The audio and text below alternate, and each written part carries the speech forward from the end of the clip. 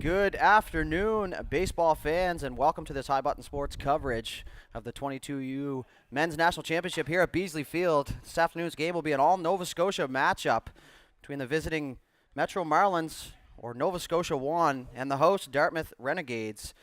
First, the starting lineups for the away team, the Metro Marlins. Leading off, number 4, the center fielder Nolan Cheeseman. Batting second, the catcher, number 22, Logan Harvey. Batting third, the second baseman, number 5, Evan Fox. DHing, batting fourth, number 10, Camilo Rizgo. Batting fifth, the first baseman, number 2, Ethan Harvey. Batting sixth, the shortstop, number 15, Dylan Smith. Batting seventh, the third baseman, number 12, John DeCoste. Batting eighth, the left fielder, number 66, Nolan Galloway. And finishing off the order here for Metro, the right fielder, number 3, Ryan Trenholm. Taken to the mound today for Team Nova Scotia 1, number 6, Ewan Galloway. And now the starting lineup for your home team, the Dartmouth OLR Renegades. Leading off, playing center field, number 12, Leighton Cuvalier. Batting second, number 25, Cam Rendell. Batting third, playing shortstop, number 3, Noah Boutlier. Batting in the cleanup spot, number 27, the first baseman, Ty Doucette. Batting fifth, number 19, Jake McKinnon, playing third base. Batting sixth, number 10, Logan Raftis. He'll be doing the catching here this afternoon. Batting seventh, the right fielder. The center fielder, number 9, Alex Ouellette. Batting eighth, playing left field, number 8, Nathan Boutlier. And finishing off the Dartmouth roster, playing second base, number 24, Ryan Avery. And taken to the mound today for Dartmouth, number 14, Parker Hanrahan. And Hanrahan, a member of the Sydney Sooners senior men's baseball team in the NSSBL, making his Dartmouth debut here today. And as Hanrahan steps up and takes his warm-up pitches as Dartmouth hits the field, we'd like to thank our featured game sponsor, Ideal Mortgage. We're going to take a quick break as Hanrahan finishes his warm-up and the Metro hitters get their practice swings in, and we'll be back momentarily with opening pitch.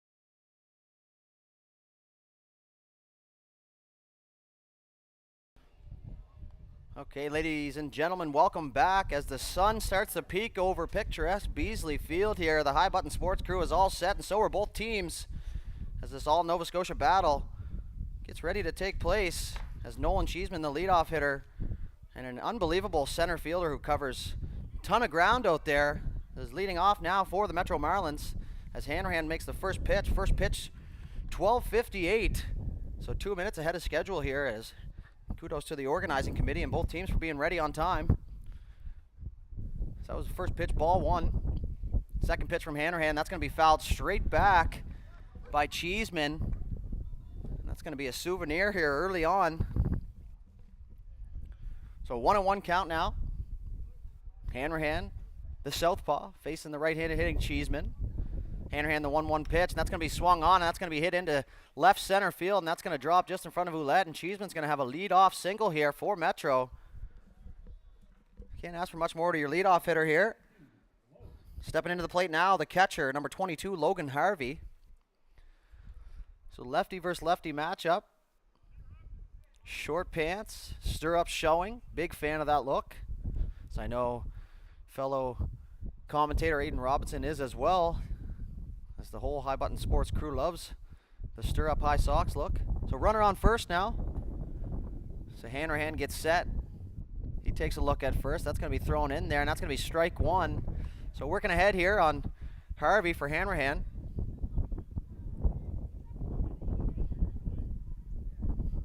No balls, one strike. As Harvey gets set in the box now. Hanrahan keeping an eye on the runner on first. Cheeseman with good speed. He gets crossed up there. Now that ball is going to be in the dirt, and he's going to move into second uncontested. So Cheeseman makes the motion back to first. Ball goes in the dirt and still has enough speed to get there, no problem. So that's going to be a stolen base for Cheeseman. So runner in scoring position here early for Metro as Harvey looks to cash in.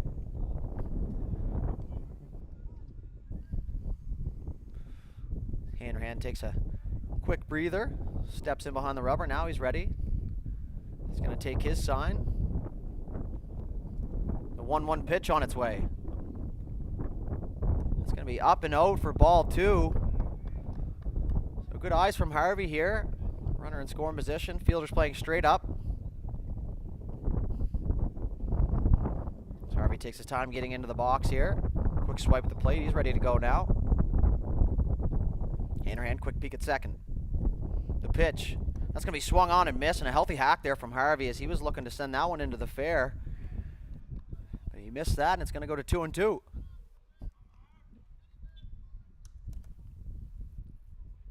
So big pitch coming up here for Hanrahan, the runner in scoring position, and a real good speed threat. 2-2 pitch. Taken up and out now, so that's going to run the count full.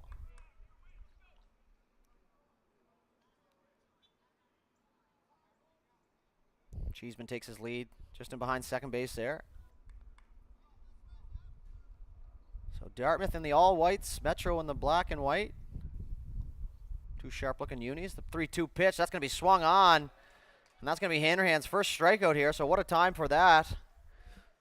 As that's going to bring up the second baseman number 5, Evan Fox. He's going to take his sequence of signs now.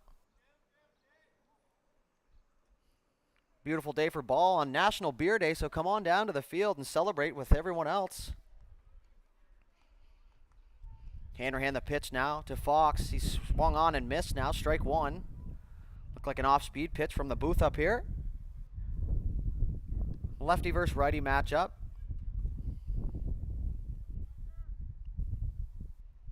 As the starter for Metro gets ready down in the bullpen.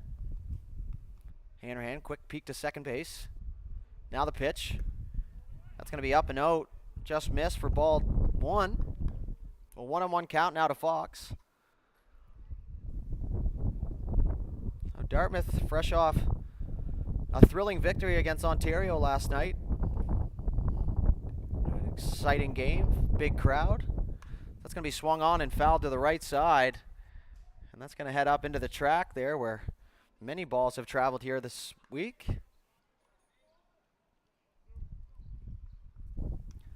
So 1 ball, 2 strikes now to Fox. Runner on second base.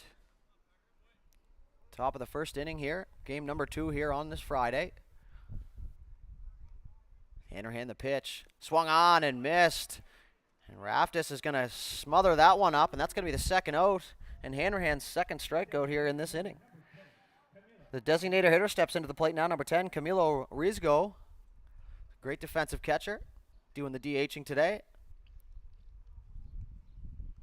Looking to cash in that run from second base. That looked like a curveball. It's going to miss up and out. Hanrahan takes a deep breath and toes the rubber. Now he's set. The 1-0 pitch. That's going to be swung on and hit to third base, and that's going to go through the left side. We're going to see if they're going to send the runner, and they are. As Cheeseman's going to go, and the throw not going to be in time with the speed of Cheeseman, and Metro's going to jump out to a 1-0 lead on an RBI single from Camilo Rizgo. Now walking up to the plate here for Metro. Number 2, the first baseman, Ethan Harvey. So 2 Harveys in the lineup today.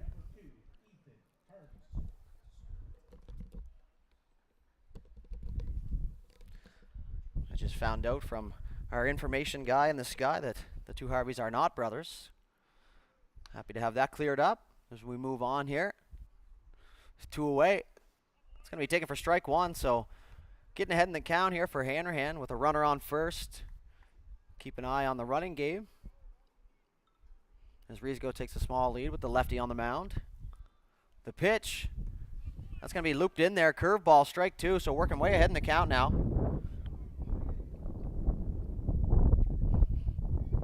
This lefty versus lefty matchup. Runner stays put at first, and that's up high. And a good waste pitch from Hanrahan here. The Cape Breton native, suiting up for the Dartmouth Renegades here this week. 1-2 pitch now. Runner stays put. Curveball just inside in the dirt. That's going to be dug out by Raftis, and that's going to be ball two. Harvey staying in the box here between pitches. He's ready to go. 2-2 pitch on its way.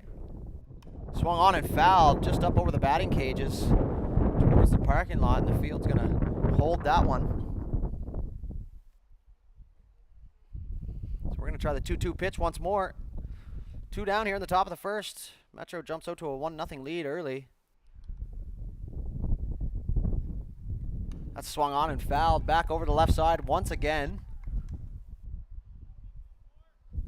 And we're going to go 2-2 once more. Quick pause here as Mr. Umpire is going to head over as Harvey's digging into the budget here.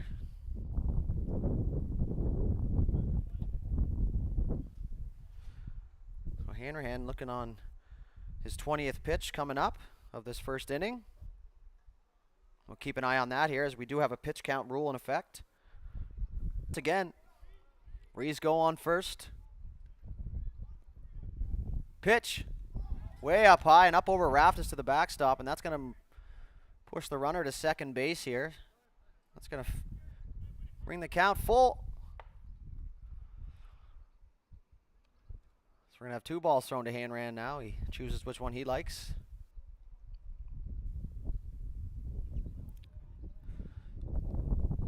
Hanrahan in a tough spot now. 3-2 count, 2 away. Runner in scoring position here. Pitch up high, ball 4. That's going to put runners on first and second here. That's going to bring up the shortstop, number 15, Dylan Smith, who in my opinion may have the nicest cleats in the tournament.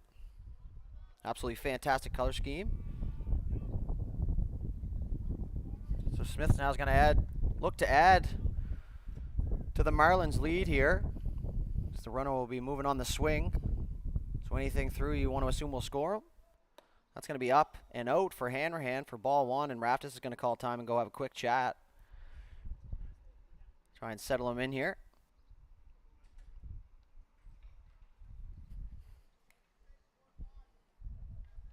And while we have this break, I'd like to thank you for tuning in here to this High Button Sports live stream. You could head over to our social media pages, give us a like, comment, subscribe, tell us how we're doing. It would be much appreciated as we continue to work here and give you the best possible viewing experience that we can here from Beasley Field. And it looks like we're ready to go now as the umpire gives the go-ahead signal. 1 ball, no strikes. And that's just on the outside part of the plate there for ball 2, and Hanrahan's going to have to earn that spot. And we'll see how that zone plays out here for the rest of the day. So 2-0, good hitters count now for Smith. That's going to be in there now for strike 1, so good bounce back pitch there from Hanrahan. He brings the count back to 2-1. So not the 2-0 pitch you'd be looking for to swing there, so a good take by Smith. That's going to be in close to the same spot. That's going to be ruled a ball now as the ball's thrown back to Hanrahan, and he closes the glove prematurely, and that's going to skip off to his right. So hearing some complaints from the Dartmouth dugout as Mr. Umpire turns around and says that is outside. And now it's a 3-1 count. 3-1 pitch. Half-hearted swing from Smith there, and that's going to bring things full. So wasn't quite sure if he wanted that one or not. We're going to have a full count. The runners are going to be on the move here on the pitch. 3-2 pitch. Swung on, and that's going to be hit down the right field line, and that's going to go just foul as Rendell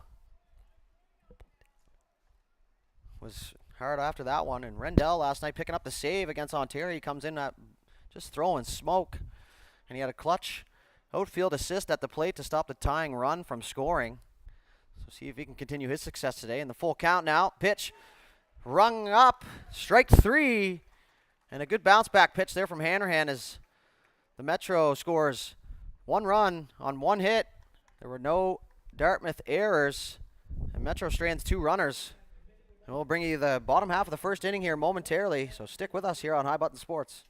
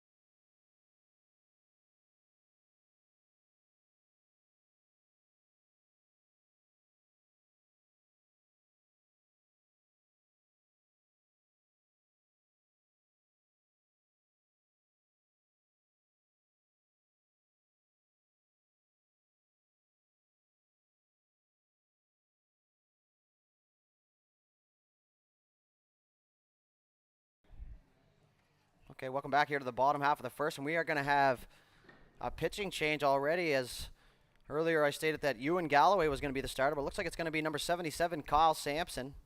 So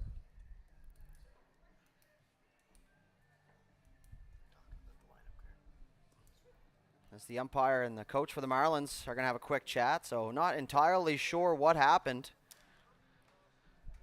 Hopefully it's not an injury for the young fella.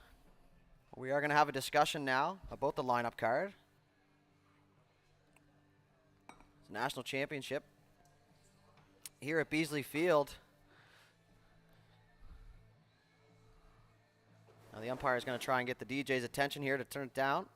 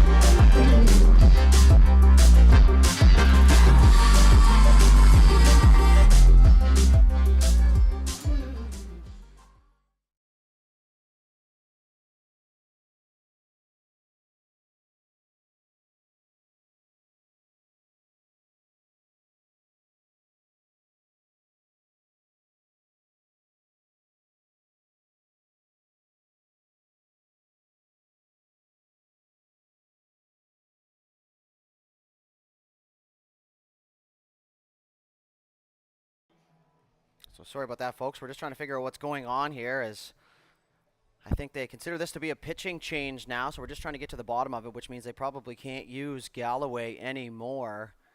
So the umpires are going to have a little conference here, and we're just going to take a quick break until we figure things out here, and we'll be right back with coverage of this all Nova Scotia battle.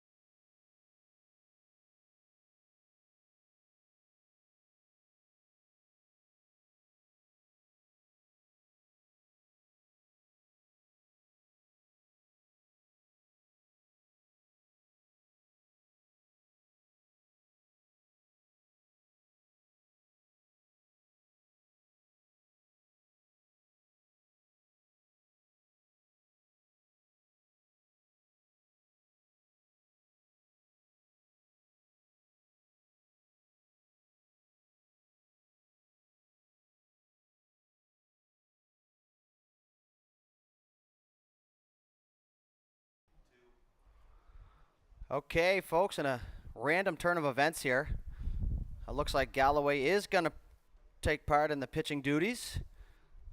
As our information from up top here in the sky is Galloway will throw one batter. Not entirely sure what the plan here is. But a pretty long break. And now we're going to see Galloway throwing his warm-up pitches. And we will keep you updated as the information comes in here.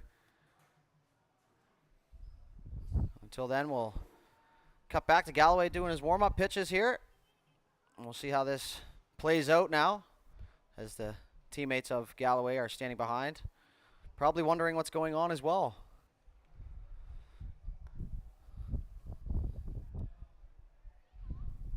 So as he finishes up his pitches here, we're going to take another quick break. And as the action returns, we will be back. So hang tight. We're almost there on High Button Sports.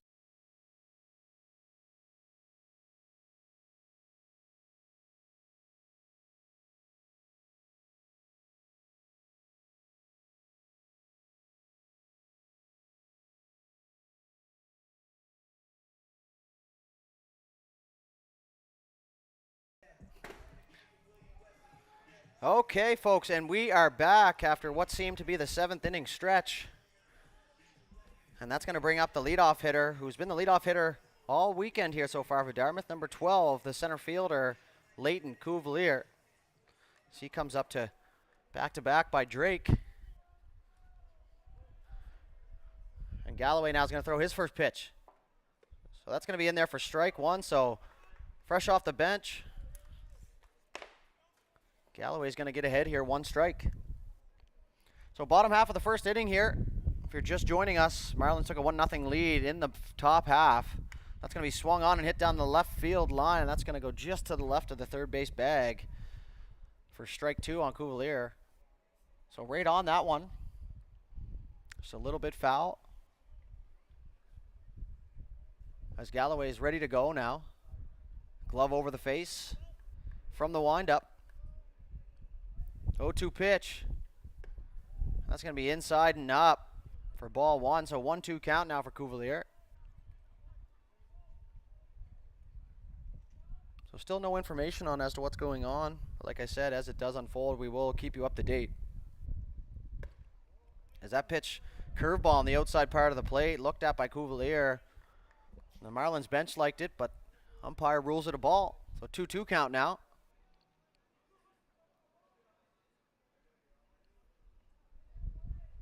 The 2-2 pitch.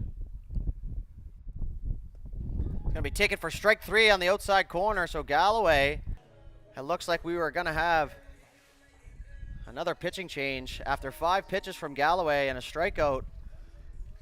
Back to our original second starter, Kyle Sampson. As Rendell was in the box inquiring about what was going on. So good outing from Galloway as he pitched a third of an inning, had 1 strikeout, no walks, no hits, no runs, and no earned runs. You can't complain about that line as Sampson steps in now to take his warm-up pitches. So once again, we will take a quick breather, allow Sampson to warm up, and we'll bring you right back to the action here momentarily.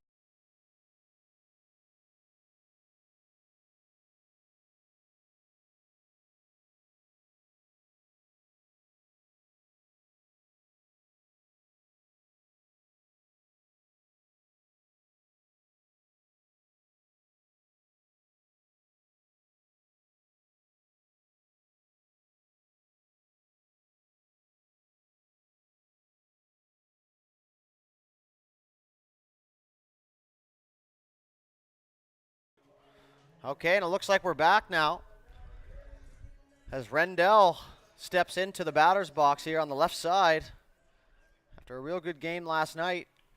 As Sampson looks on, he's going to get the sign he wants, and we're off. So 1 away now as Rendell's going to rip that into the right field gap. That might go down for extra bases. So he's going to round first aggressively, and a good job by the right fielder to get on that one and get that one into the cutoff man.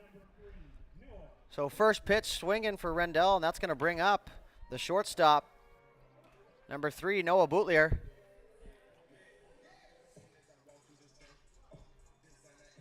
He takes his signs from Coach Westhaver. So runner on first and Rendell. Now we're ready to go. Sampson, quick peek to first. Rendell's going to stay put. That's going to be up for ball one.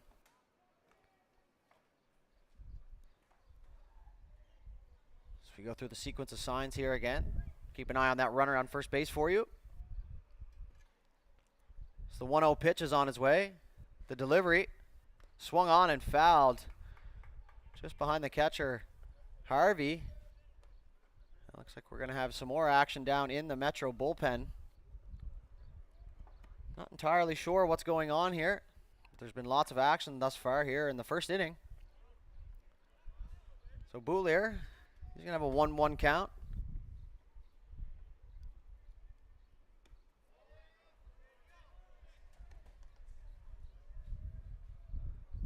That's going to fall in for 2 balls, 1 strike now. To the shortstop, Boulier for Dartmouth. A little bit of a breeze here at Beasley Field as Sampson toes the rubber. He's going to get the sign. He's going to pitch. That's going to be swung on and fouled. That's going to be popped up into foul territory as the first baseman parks under that. That's going to be snagged by Harvey, and that's going to be the second out here. So good job from Sampson coming in.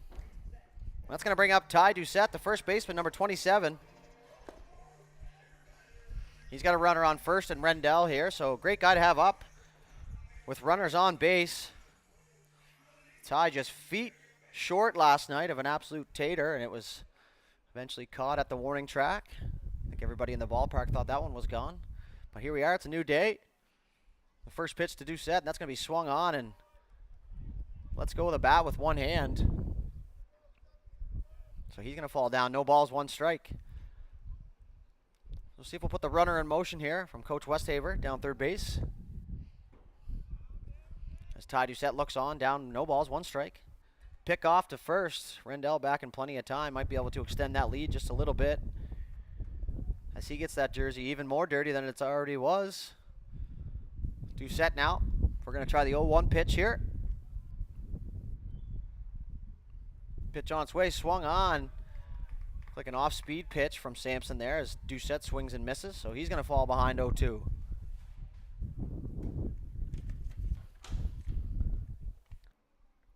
Rendell stays put. That's going to be curveball up and away. So clarification on the rule here. The Marlins had Galloway on the lineup card, so he would have needed to face at least 1 batter before Sampson could pitch because Sampson was not listed as the starting pitcher. So a little clarification there as we were a little bit confused ourselves up here, but we do have the ruling now as Sampson finds himself back in the game, and that's going to be swung on and missed.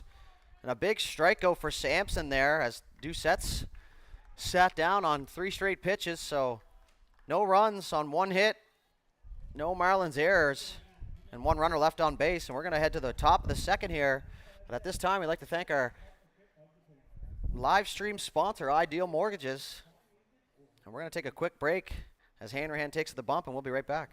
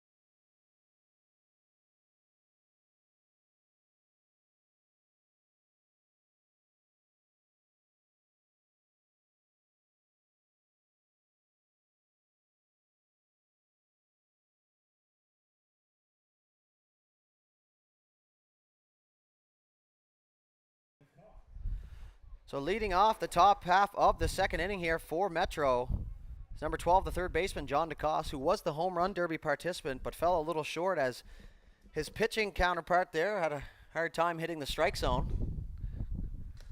That ball is going to be taken in for strike one from Hanrahan. So we'll see if Hanrahan, after throwing 28 pitches in the first inning, can settle in nicely here. The 0-1 pitch. That's going to be taken up high there, so good eyes from DeCoste. So 1-1 count we go with. I hope that clarification of the rule helped everybody who was just as confused as we were. 1-1 pitch. Same spot, up high.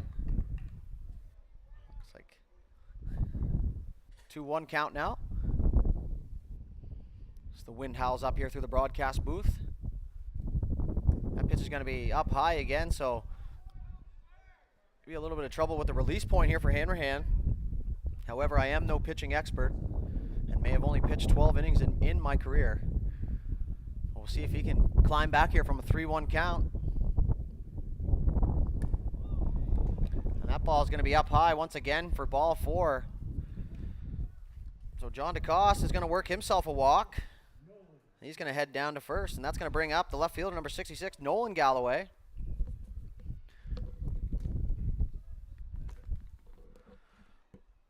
Brother of the former starting pitcher. Steps into the plate now, lefty versus righty. John DeCoste with a very small lead at first. The pitch, outside part of the plate for strike one. Galloway didn't like it. And you got to wonder if Galloway's favorite player might be Mario Lemieux. So he's rocking the hefty 66. Hanrahan now, the 0-1 pitch. That's going to be swung on and hit up the middle. Little toss to shortstop. They make sure of one, and that throw's thrown away. So DeCoste is retired at second. A double play attempt here by Dartmouth. So Avery had a tough bounce there right off the lip of the grass. He flips that to Bootlier, and they get the one at second, so they get the lead runner, and they do say when you're playing, let's make sure of one. And that's going to bring up number 3, the right fielder, Ryan Trenholm. So that'll go down in the book as a fielder's choice and an E6, as that throw got away from Doucette at first. So one away now. As Trenholm squares for the bunt, he pulls back. That's going to be ball 1, so good decision there. Pull the bat back, establish the top part of the zone, work down from there.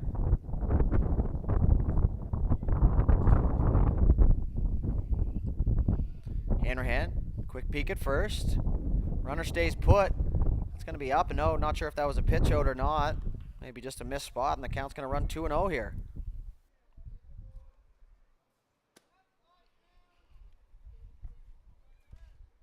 So Trenholm trying to work his way on base here to flip the order over to the top. The 2-0 pitch. That's going to be taken for strike one. So not the pitch Trenholm was looking for. We're going to move to a 2-1 count. Hanrahan gets a sign he likes. That's going to be swung on and hit the right field. And that's just almost up over the head there of Rendell as he makes the play, and he tries to double him off at first. And that's going to go through the legs of Ty Doucette. And that's going to move Galloway up to second base on a putout in E9. So 2 outs now. Let's see if that error comes back to haunt the Renegades here, as that's going to bring up the top of the order Nolan Cheeseman, who had a single and scored a run in the first inning. That's going to be swung on and hit to the second baseman, Avery. Avery's going to scoop that up, throw on to first, and that's going to retire the side here. So no runs on no hits. There were 2 Dartmouth errors and 1 runner left on base. And just like that, we'll head to the bottom of the second here, and we'll be back momentarily.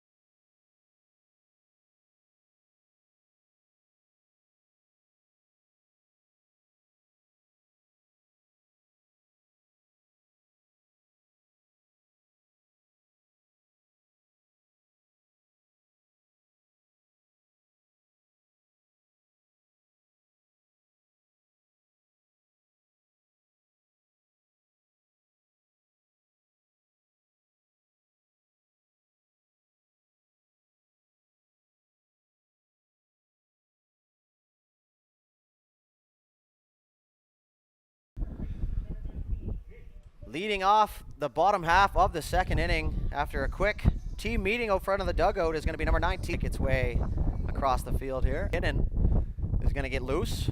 And the first pitch to McKinnon is going to be taken on the outside part of the plate for strike one. So Sampson now working ahead. Favorable matchup here for McKinnon. Righty versus lefty. That's going to be in the dirt inside. Looked to me like it hit his foot, but I don't have the best view from up here. That's going to go 1-1. So McKinnon now facing Sampson. Bottom two. Trailing 1-0. That's going to be swung on and hit the other way, and that's going to get in there on the left side. So a good piece of hitting as he covers the outside of the plate. And he's going to go the other way and get himself a single. So leadoff runner on for Dartmouth here, and is loosening it up down there. So Raftus now getting rid of some of the work that the field crew has done. Wants to get himself settled. Now he's good to go. So McKinnon takes a decent sized lead at first. The pitch swung on, and that's ripped to left field. And they're going to have a guy there as Galloway makes the play, and that's going to hold the runner at first. So a good piece of hitting there from Raftus, but unfortunately, there's a guy there.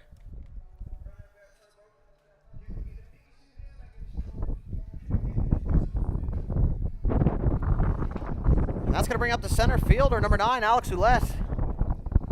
Another member of the potential all-flow team here, the U22 National Championship. So McKinnon's still at first. First pitch from Sampson, that's going to be on the outside for ball 1. So Sampson working on the outer half of the plate here early. So now we're going to see what happens here as Westhaver gives the signs down third base line. McKinnon now at first base. Ouellette going to take the pitch. That's going to be in the dirt. And a good block there by Harvey as that one's going to stay put and hold the runner in place there on the first base bag.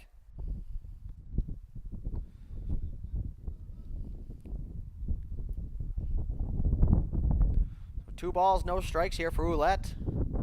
Good hitters count. Looking for something to drive into an alley.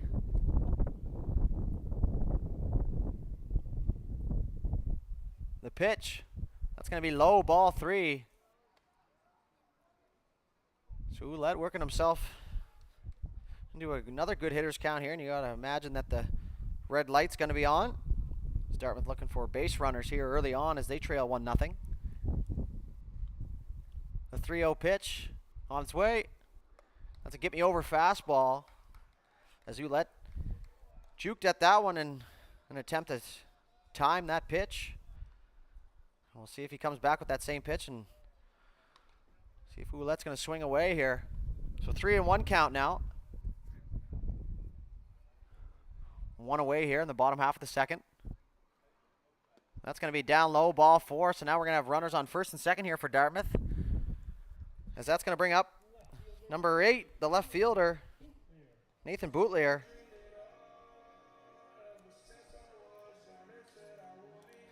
So McKinnon moves to second.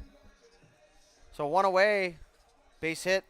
Going to score a run here is the hope for Dartmouth. As we get a clarification on how many outs. Boutlier gets his sign.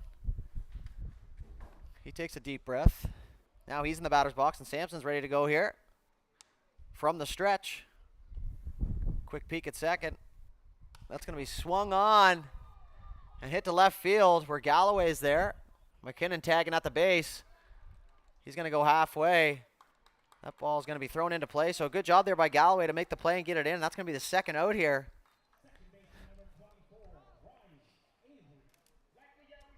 So that's going to bring up the second baseman, number 24, Ryan Avery.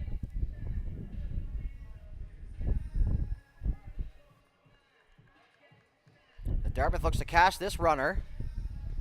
Leadoff runner on. Now he's in scoring position. Got to make something happen. A scrappy hitter. Looking to shoot something through here and score McKinnon as he will be off on the swing with 2 away. The 1-0 pitch now from Sampson. That's going to be in the dirt. Ball 2, and another good block by Harvey to keep that ball within arm's distance. He's going to hold that runner McKinnon at second base. So 2-0 now. Looking for something he can crack. One spot, one zone. The 2-0 pitch from Sampson. Swung on and fouled. He fouls that one off his own leg now. As Avery's looking to clutch up for his fellow teammates. And the home crowd here at beautiful Beasley Field. Second baseman creeps in now. The pitch. That's going to be taken on the outside corner for strike 2 as Avery acknowledges that spot. Tip the cap on that one as Sampson brought out the paintbrush. So 2-2 now. And that pitch is going to be curved in for strike 3, and Avery's going to take that one looking. And Dartmouth's going to strand 2 runners. They had 1 hit, no Marlins errors, and like I just said, they strand 2, and we're going to move to the top of the 3rd inning here with Nova Scotia 1 holding a 1-0 lead here. And we'll be back momentarily here on High Button Sports.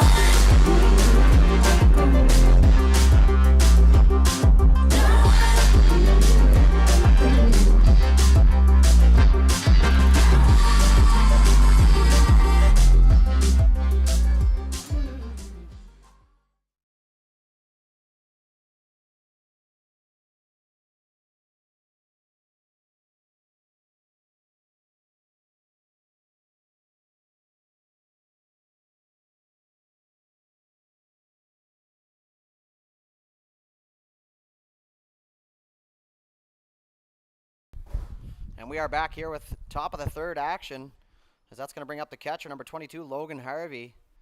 He'll lead off here as Hanrahan still on the bump.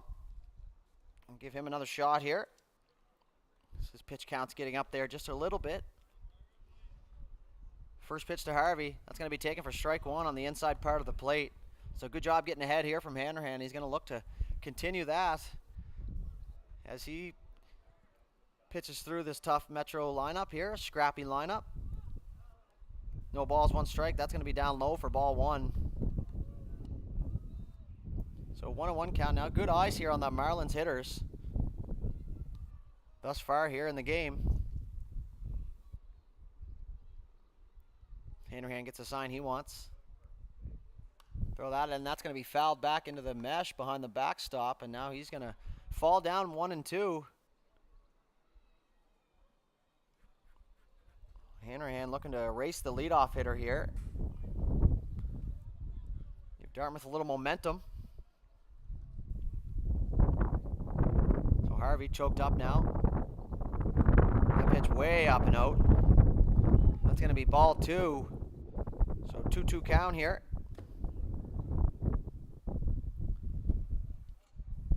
As Harvey takes his time getting back into the batter's box. He'll be followed by Fox and Riesgo here. Hanrahan now the 2-2 pitch. That's in the dirt.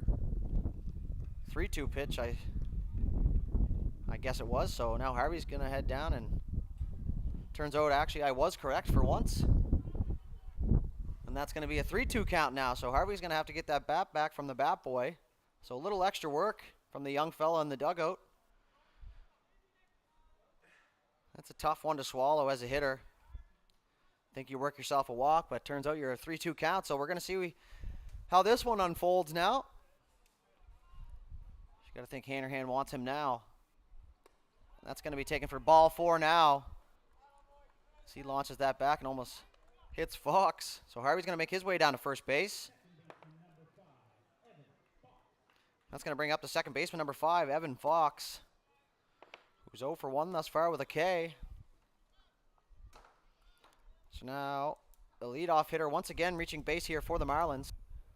So not a large lead at first base here for Harvey with the lefty on the mound, trying to get a read on his move. They're going to lay down a bunt here, and that's going to go right to Hanrahan. He's going to field his position. He bobbles it, turns, throws, and he's going to get him just in the nick of time at first base. So a good job done by Fox there, as a good team first at bat. And that's going to go down as a sacrifice bunt. And that's going to move Harvey up into scoring position. So good small ball here from Metro.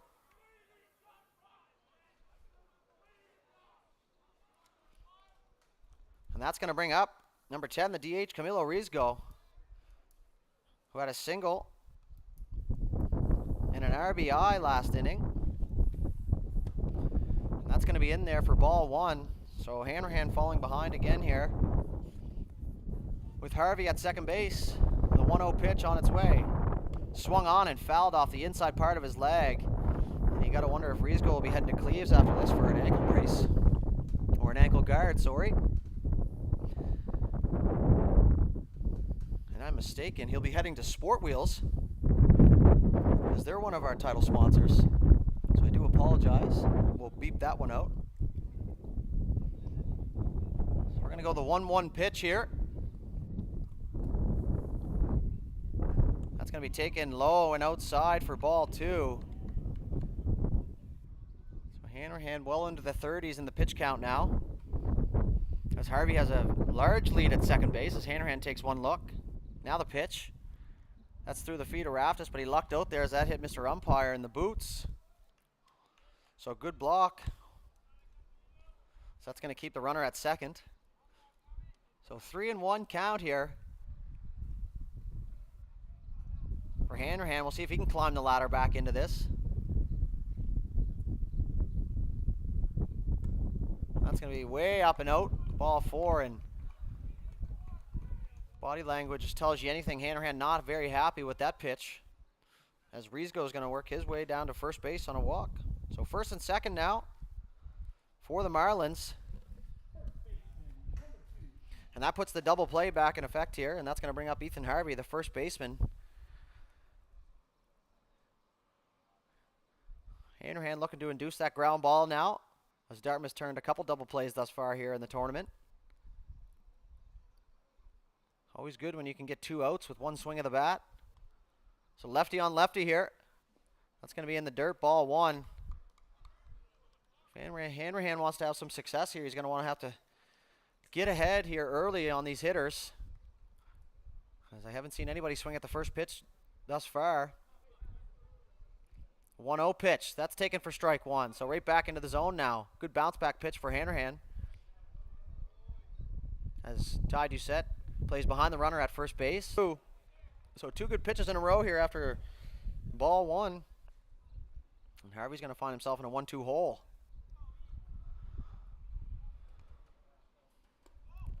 And that's up and away now for ball 2. So trying to get Harvey chasing at eye level, to no avail here. 2-2 pitch. The delivery swung on and hit to Avery at second base. He's going to turn, good feet to second, throw to first. Not in time, but a great dig at first base by Ty Doucette to hold that runner at third, as they got the lead runner at second. And a tough play for the second baseman Avery, as he's coming in, then he has to plant, turn his feet, make a good strong throw to the shortstop coming across. And that's going to go down as a fielder's choice. And we're going to have 2 outs here now, as the shortstop Dylan Smith steps into the box. So once again, good pick there by Doucette, as that held the runner at third. If not, that would have been a 2-0 lead here for the Marlins. A good try on the deuce there for the Renegades. First pitch from Hanrahan, that's going to be in there for strike 1 on the inside part of the plate, as that shuffled Smith off the plate a little bit. Hanrahan trying to work quick here. Runner stays put at first. That's going to be taken on the outside corner of the plate now for strike 2. So inside, outside. Let's see where the next one is. Make a prediction. It's going to be up at the eyes. Trying to get Smith to... And there goes the runner. And it was up. He's going to slide into second there uncontested, so runners at second and third.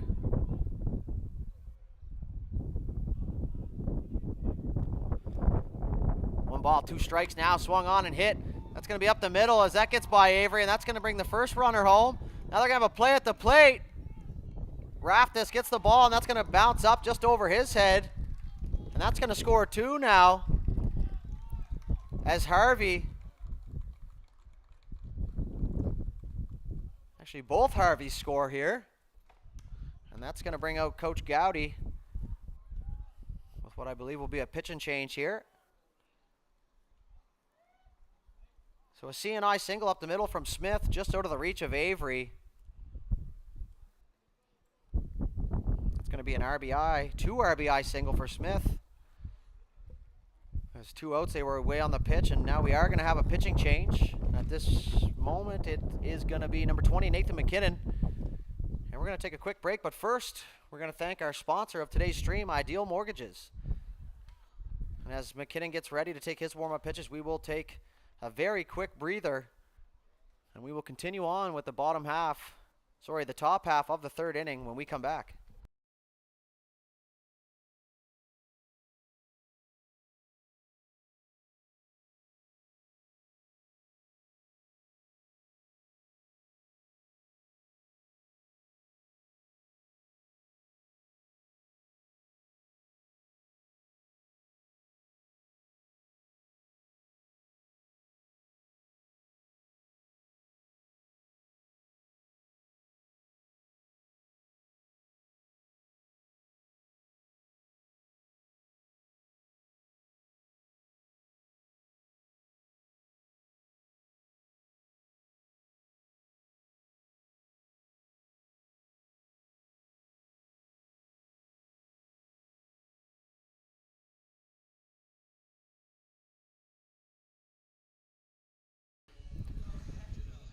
So that's going to do it for Hanrahan here after 2 2/3. He had 3 strikeouts, 3 walks, 3 hits, 3 runs, and 1 earned. And he is responsible for the runner on second base here as McKinnon comes in to take over, and he looks to get out of this inning. So the cleanup man, McKinnon, on the mound, trying to end this inning as Metro scores 2 more here. And they take a 3-0 lead. And that's going to bring up John DeCoste, the third baseman here for Metro, with a runner on second and Smith. And the first pitch from McKinnon on the way, and that's going to be swung on and fouled off the pole. And that's going to bounce right back down as everyone heads for cover. So an easy play there for the ball boys. That one stayed inside the field. McKinnon gets ahead, no balls, 1 strike, so no waiting time for DeCoste as he goes after the first one. The 0-1 pitch. Swung on and hit to third. McKinnon's going to make a play there, and he's just going to smother that. And he's going to try and make the tag at third, and a heck of a play there and a try by McKinnon. And he's going to be in there safely, so that's going to be a single for DeCoste, as McKinnon made a great attempt there. So Smith slides in safely there, and a good attempt. So now we're going to have runners on the corners with 2 away. As that brings up Nolan Galloway, the left fielder, and he swings at the first pitch. That's going to be fouled back to the backstop. So McKinnon throwing strikes here early on as he enters the game for Hanrahan. And Hanrahan's runner is still out there at third, and Smith. Let's see if we can keep him stranded. Runner stays put at first, and that's going to be in the dirt. And great block by Raftis as that one goes to the backstop, and that runner's going to score. So 1-1 count here, 2 away, top of third. DeCoste stays put at first, and that's going to be in on the outside corner. That's going to be strike 2 as Galloway wanted no part of that one. Looked like a curve ball from the broadcast booth. So the 1-2 pitch on the way here. That's going to be swung on and missed, and a great pitch by McKinnon there, and he's going to get Galloway swinging. And that's going to retire the top half of the third inning here, as Metro scores 2. And we'll be right back with the bottom half of the third here From High Button Sports Live.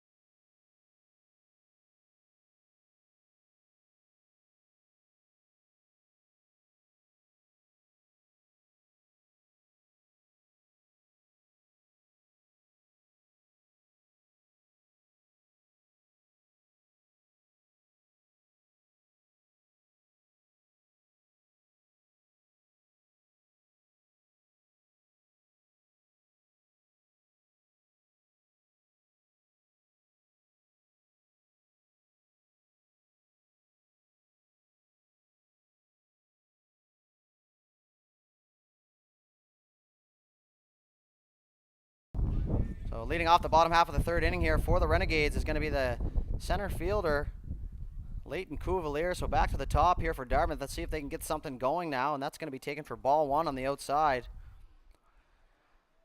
As Cuvalier, the speedy center fielder, is going to look to get his wheels on base now as Dartmouth trails 3-0 after 2.5 complete. That's going to be taken for strike one now, so 1-1 pitch on its way here shortly.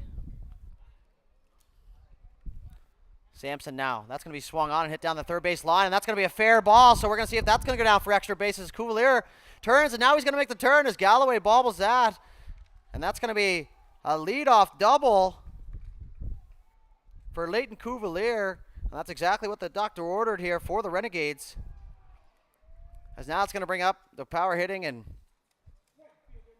smooth fielding Cam Rendell, the right fielder, number 25. We're going to see if the bunt is going to be on, but not likely, as Rendell's a good stick in the lineup here, and Cuvalier has good wheels, so something going on here for Dartmouth early as they get their lead-off runner on second.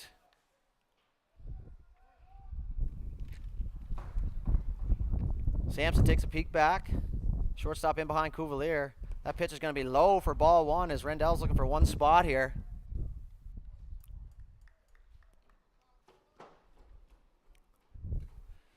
So 1 ball, no strikes to Rendell.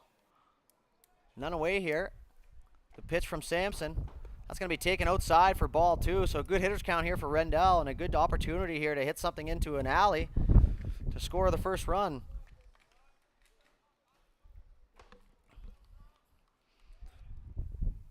Two balls, no strike. Pitch on the way.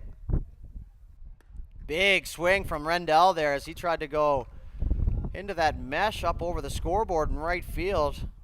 But he misses that one narrowly, and that's going to be 2 balls, 1 strike.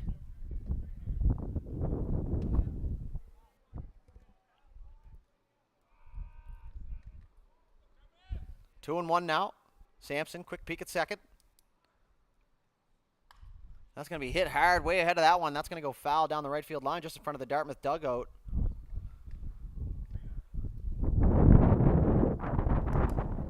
As the wind howls up here through the window in the broadcast booth. So Sampson works himself back to a 2-2 count here against Rendell.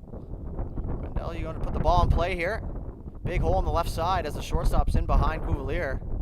And that's going to be ripped into center field, and that's going to get down in front of Cheeseman. And Cuvalier is going to be held up at third there as Cheeseman unloads a laser to home. So now we're going to have runners on the corner. So great job by Rendell there. So he's going to move the runner up 90 feet. He's going to get himself a single. Second one of the day. As we're going to have a mound visit for the Marlins. as we hear the ever-famous sirens in the background at Beasley Field. So during this mound visit, we're going to have a pitching change. And that's going to be number 8, Timmy Mann's going to take over pitching duties here for the Marlins. So good job by Sampson there to keep the Dartmouth hitters at bay. And he's going to be responsible for the 2 runners on the corners now. We're going to take a quick break as Mann takes his warm-up pitches, and we'll be right back here on High Button Sports Live.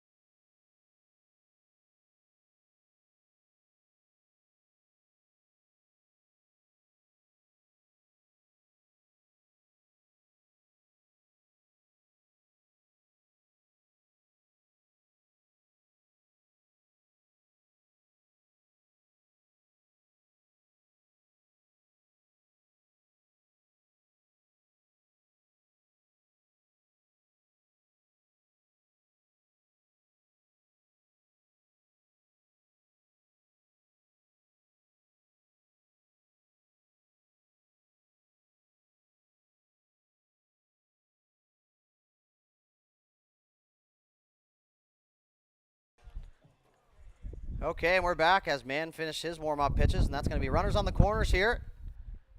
With the shortstop Noah Bootlier up, looking to cash in for his squad. Give the hometown crowd something to cheer about as he takes ball 1. So runners are on the corners. Having a little small technical difficulty, and those things do happen. So Bootlier now working with a 1-0 count. The pitch from Mann, and that's going to be way up high, and that's going to be 2 balls, no strikes. So exactly what you're looking for here. If you're looking for an RBI position, is a 2-0 count and a pitch to drive. So we'll see if they put the runner in motion now, but not likely with a good hitter's count. 2-0 pitch. Taken as a little bit off that one as a good 2-0 pitch as Bootlier whiffs on that. A little bit out ahead of it. That brings the count to 2-1 now.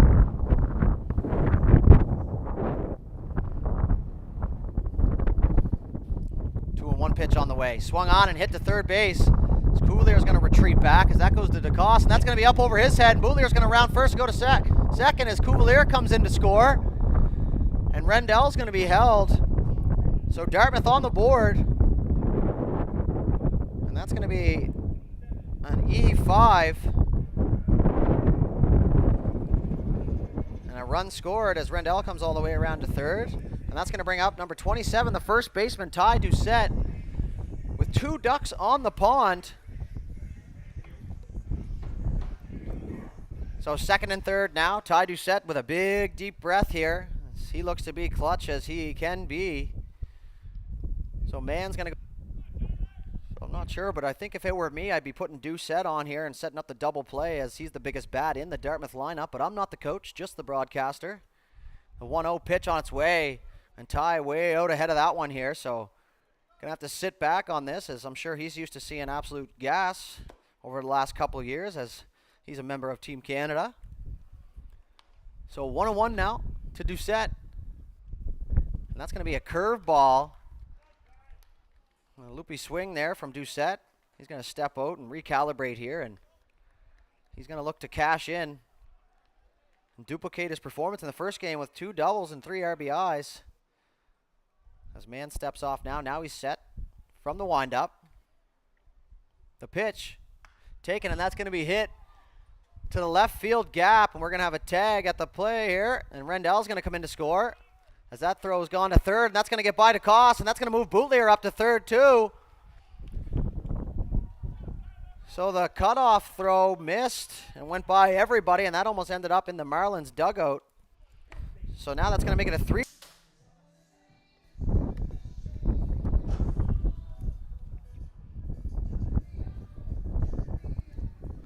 That's going to bring up the third baseman, Jake McKinnon, who had a single in his last at-bat, and he's going to look to duplicate that here with a runner on third. Check swing. Did he go? Umpire down the third base line says no, he did not. And that's going to be in there for ball 1. So McKinnon, real good at covering the whole part of the plate here, so wherever it's thrown, he will hit it. And that's a good quality to have in your 5-hitter with guys on base. He's going to swing at that now on the inside. That's going to be strike 1. So really tried to pull that one to the right side.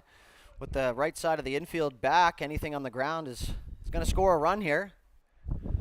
So 3-2 score as Dartmouth puts up 2 thus far. 1-1 count, 1 away. That's going to be fouled back to the backstop. So a good job by McKinnon to pick that up out of the hand and sit back and try and drive that off-speed pitch, but he just hits that back to the backstop. Now he's going to readjust the batting glove, some shades of Nomar Garcia-Parra. McKinnon clutches up with an RBI single and his second hit of the game. So 3-3 game now as Bootlier comes in to score.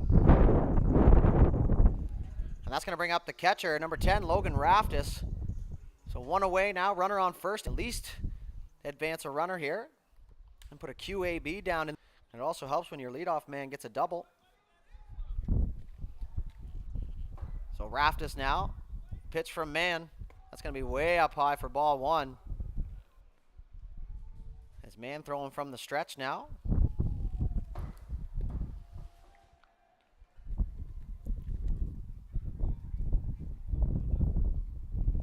So the 1-0 pitch from Mann on its way. Swung on and missed by Raftis, and a good healthy hack there as he does the loop around the catcher and the ump.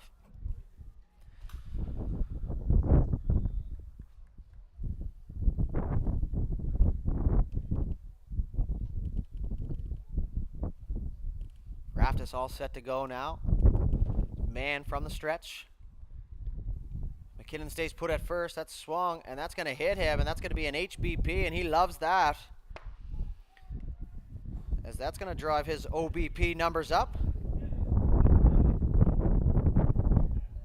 As he trots down to first now. We're going to have another mound visit here from the coach of the Marlins. And that's going to bring up the center fielder, number 9, Alex Ouellette. The umpire is going to have a word with the Dartmouth dugout. Not entirely sure what that's about, but we're going to have a pitching change here.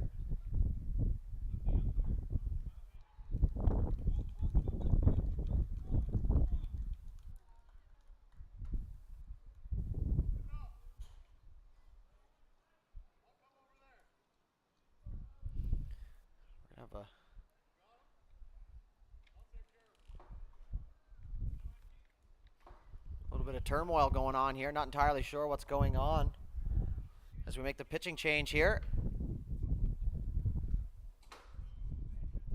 And that's going to be Camilo Riesgo.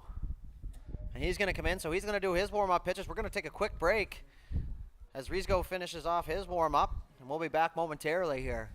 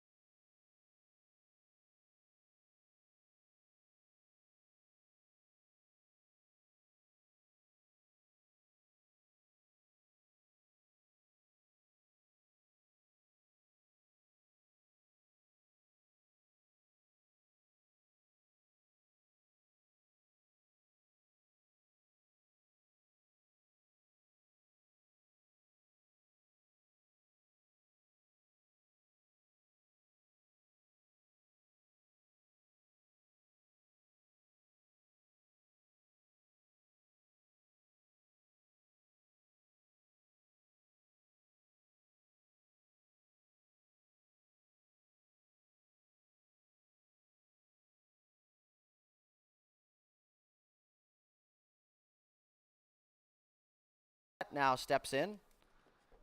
The first pitch from Riesgo, and that's going to be fouled back and just up over the broadcast booth here as we got a glimpse of that one.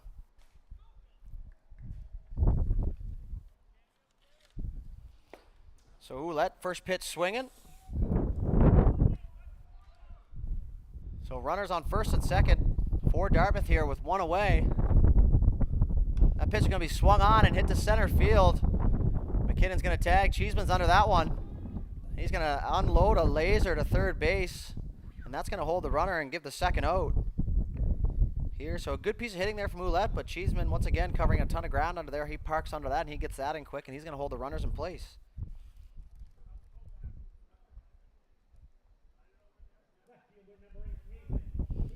That's going to bring up the left fielder for Dartmouth, number 8, Nathan Boutlier.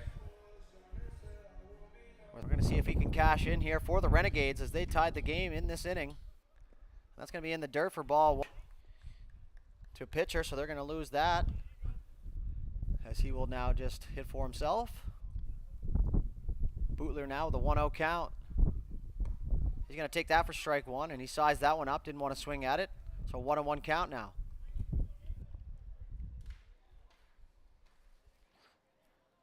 Has some words of encouragement come down from Coach Westhaver. Here we go, Nate, he says. That's going to be swung on and popped up.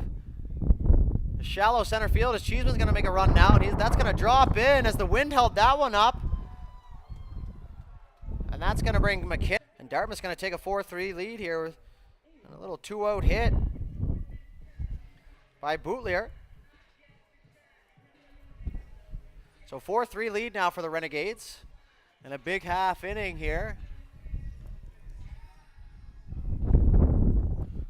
And that's going to bring up the second baseman, Ryan Avery, the 9-hole hitter.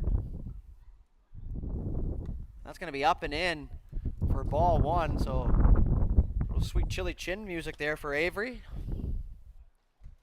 As now they have Raftis at second and Boutlier at first. So same positioning for the base runners. So Riesgo with the pitch down. That's going to be low for ball 2. So Avery with good patience here, looking for a good pitch here with 2-0.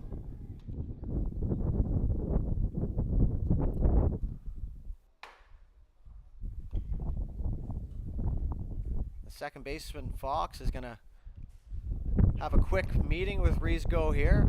Maybe about the runner at second, or maybe about something he sees. As Fox was playing third, now he's playing second as DeCoste moves to third base. That's going to be swung on and missed, so 2-1. With 2 away here in the bottom of the third. Dartmouth already with 4 runs in this half inning.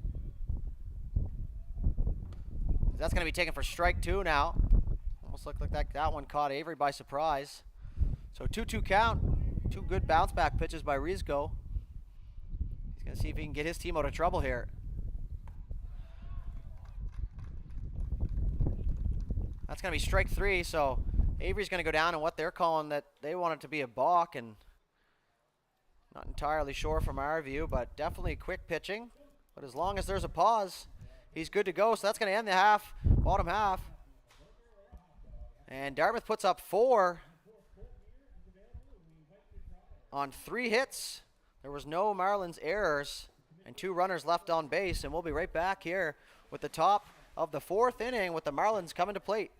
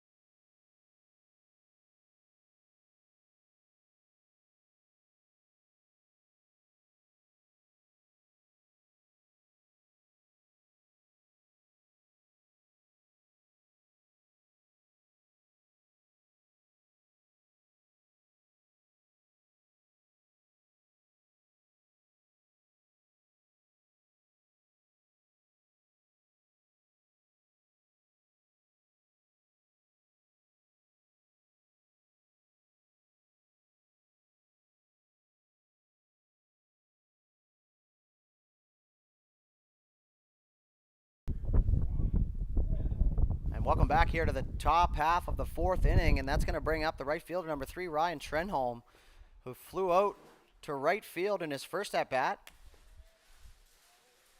As McKinnon's going to stay out there for the Renegades.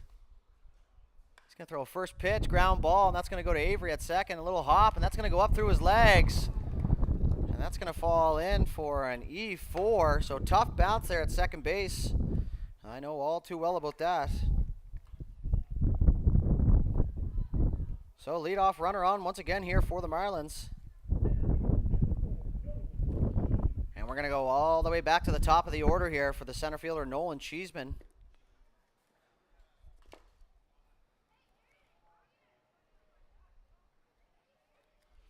As the first pitch from McKinnon on its way, runner stays put. It's going to be looped in the dirt for ball 1. So Cheeseman's going to take his signs. Speedy center fielder. He has a hit and a run scored here for the Marlins. Runner stays put once again. That's going to be swung on and hit to the right side. That's going to fall into the gap there and one hop the fence. That's going to be picked up by Rendell. He's going to hit the cutoff man, and that's going to bring Trenholm all the way around to third. So the second hit for Cheeseman here is that's going to be a double. And we're going to see if that error turns out to be costly here for the Renegades as they just climbed back and took the lead in the last half inning. And now we're going to have Logan Harvey, the catcher, step in. He drew a walk and has a run scored here. So the infield's going to be in for Dartmouth now, and rightfully so as they try and contain their lead.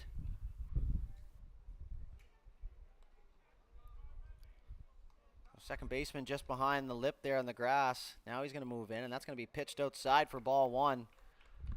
So tough spot here for McKinnon early. So he looks to work himself out of an early jam now and rely on his defense here. So 1-0 pitch. That's going to be taken on the... So 2-0 now to Harvey. You got to assume he'll be looking for a pitch to drive here. 2-0 pitch. That's going to be taken for ball 3 now.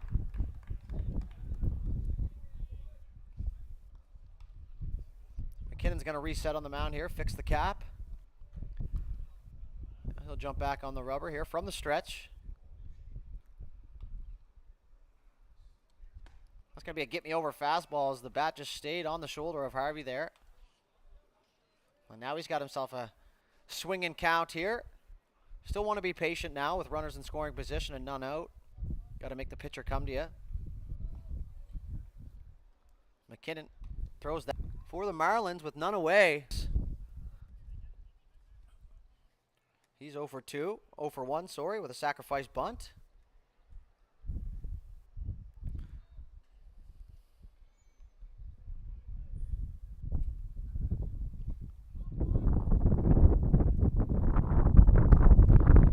That ball's up and out for ball 1. As the third base coach gives Fox the settle in and nice and calm up there. Don't want to do anything too crazy here. Just want to put the ball in play and hope for the best. That's going to be swung on, and that's going to be hit up over the first base. Marlins are going to tie this up right away. So that error proves to be costly. That's going to bring up the pitcher, number 10 for the Marlins. Still none away.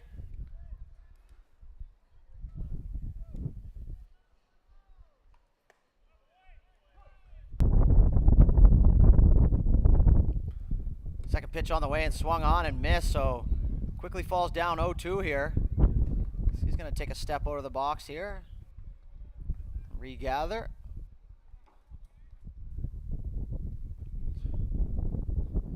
The 0-2 pitch on its way from McKinnon. That's going to be taken up high at the eyes for ball 1, so a good waste pitch there from McKinnon. As he chooses to throw from the stretch at all times. Now he's set. The pitch swung on and hit to McKinnon. And that's going to be a collision at the plate. I'm not entirely sure if that's legal. But the diving play by McKinnon and a throw was in the feet of Raftis. As Cheeseman throws a body check there. That's going to score, so they're going to take the lead here. On an RBI single from Riesgo.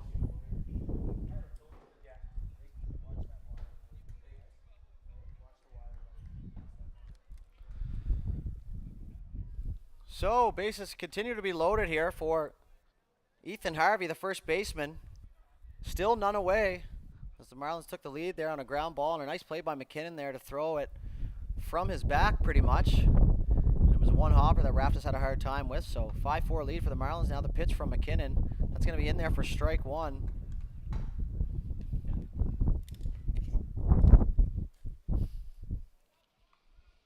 So no balls, one strike here to Harvey. The pitch from McKinnon. That's going to be swung on, and that's going to be hit into the left center gap as Ouellette makes a play now, and he's just going to throw that one into second base. And that's going to be another run scored, so a 6-4 lead now for the Marlins as Harvey comes in to score. So a couple C&I singles here. Some good pitches by McKinnon. They're just fighting them off and finding holes and good pitches, but sometimes it just doesn't work out. Now we're going to have a mound visit from Coach Gowdy.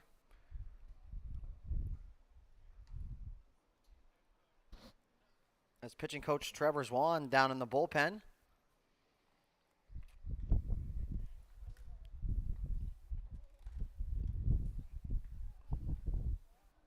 So Gowdy just by coaches, and he's just going to saunter off and take his time, and rightfully so. Give McKinnon time to reset here as the umpire's out at the mound. He's going to end things, and Raftis is going to make his way back to the plate. And that's going to bring up the shortstop, Dylan Smith, who had a 2 RBI single in the third inning. We're going to see if he can continue his success here at the dish.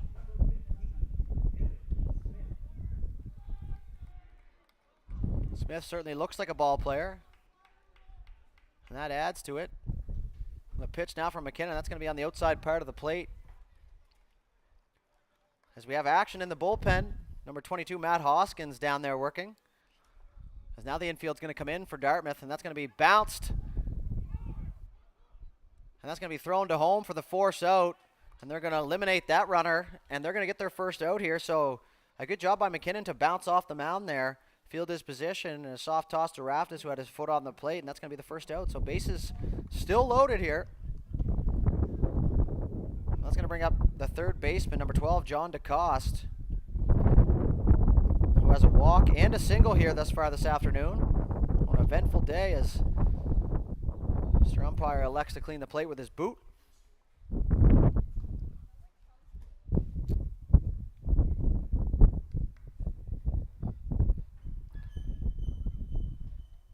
So DeCoste ready to go. Umpire gives the let's go sign. One away now for Dartmouth.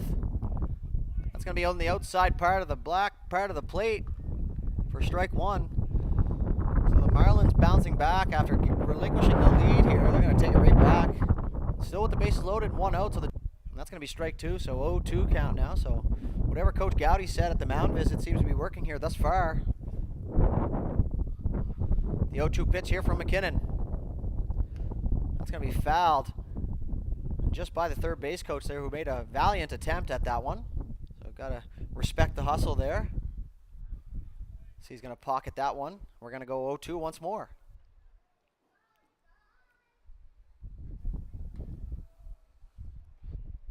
Oh, 2 pitch.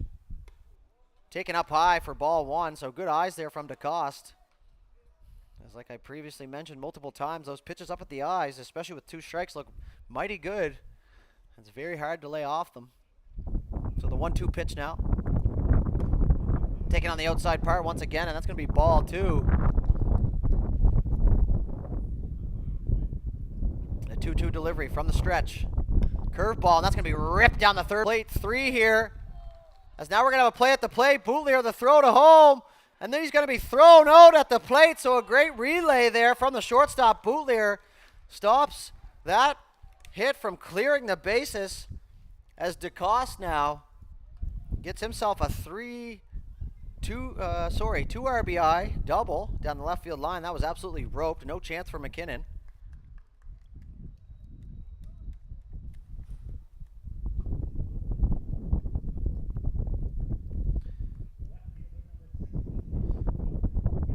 That's going to bring up the left fielder, number 66, Nolan Galloway. So 2 out now with that play at the plate. So Raftis wants to resituate his gear here. So an 8-4 lead now for Metro. It's going to be a ball in the dirt and smothered up by Raftis to keep that in front. So great job there to keep that runner from advancing. As DeCoste stays put at second.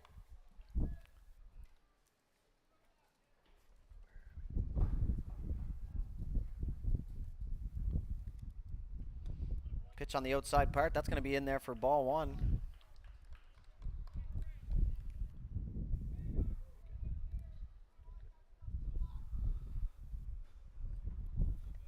McKinnon now gets a sign. The pitch swung on and fouled over the right side dugout. That's going to end up just short of the track there. So have a 2-1 count here. It's Galloway working ahead in the count. Green light to go from Mr. Umpire.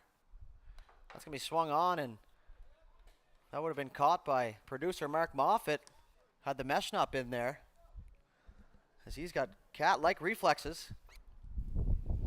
So 2-2 now. McKinnon looking to get out of this inning and stop the bleeding here, and that's going to be swung on and missed. And Raftis loved that one. He went to throw it down to third, but McKinnon was not paying attention. And that's going to end things here in the top half of the fourth. So Metro puts up 5 runs on 4 hits. There was no Dartmouth errors and a runner left on base. So we'll be right back shortly with the bottom half as Dartmouth comes to the plate and looks to regain back their lead.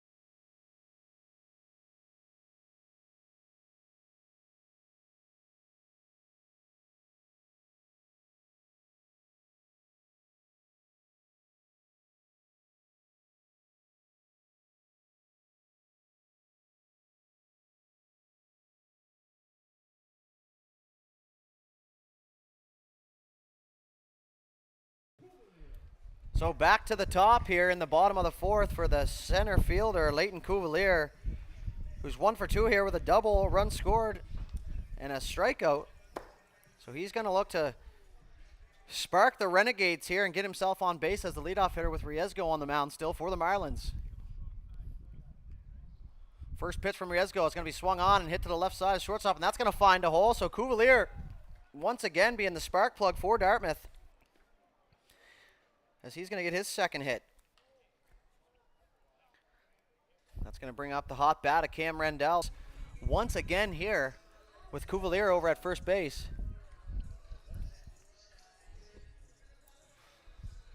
He's going to call time now. He's going to take his signs, listen to the walk-up song just a little bit longer. As now he steps in, and now we're ready to go. Runner at first and Cuvalier. Riesgo.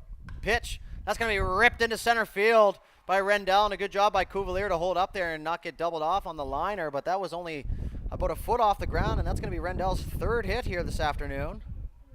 That's going to move Cuvalier to second. So first and second here, so wheels turning here for the Renegades. That's going to bring up the shortstop, Noah Boulier, who's on for Dartmouth. They're running out of time here. That pitch is way up and in there for ball one.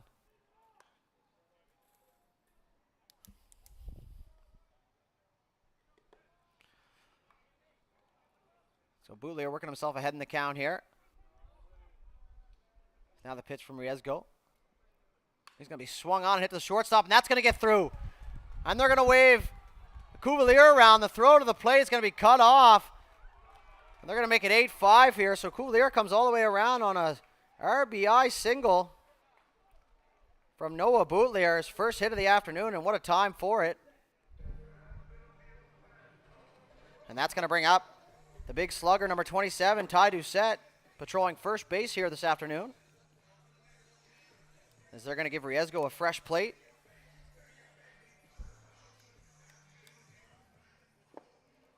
So Rendell moves up to second on that hit. Boutlier, Rendell, first and second, respectively. Now Riesgo is going to face the big hitting Ty Doucette. That's going to be way up and out there. Ball one. So that lead shortened to 3 runs here early in the bottom of the fourth. That's going to be swung on and chopped to first. And Harvey's going to throw that, and that's offline. That's going to go into left field, and that's going to bring Rendell in to score. And Boutlier's going to move to...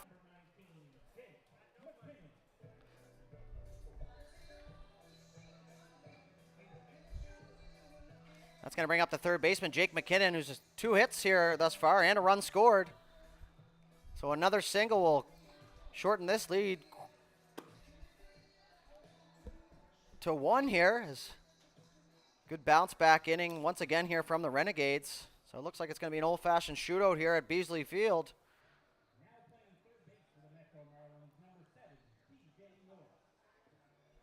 So now playing third base for the Marlins, just announced over the PA, is TJ Norris.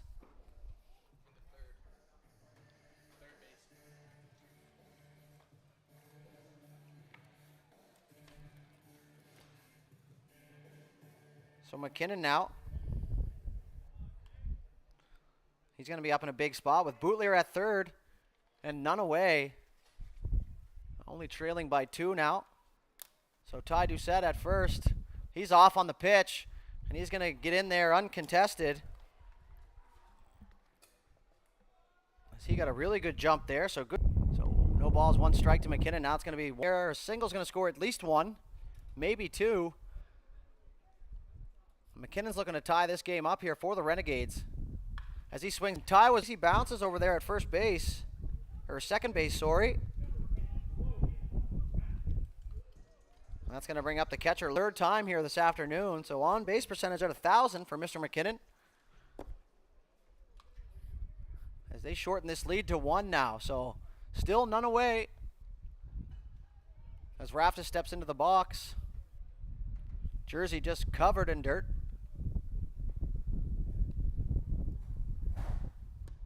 Very politely. He stays put. That's going to be inside for ball 2, as that just buckled the knees. A little bit of Raftis there. So good hitters count here with a runner in scoring position. Try and bring this Dartmouth crowd to their feet. That's going to be swung on and fouled. That nicks the catcher, and that one's going to sting there for a couple seconds. As Raftis does his lap.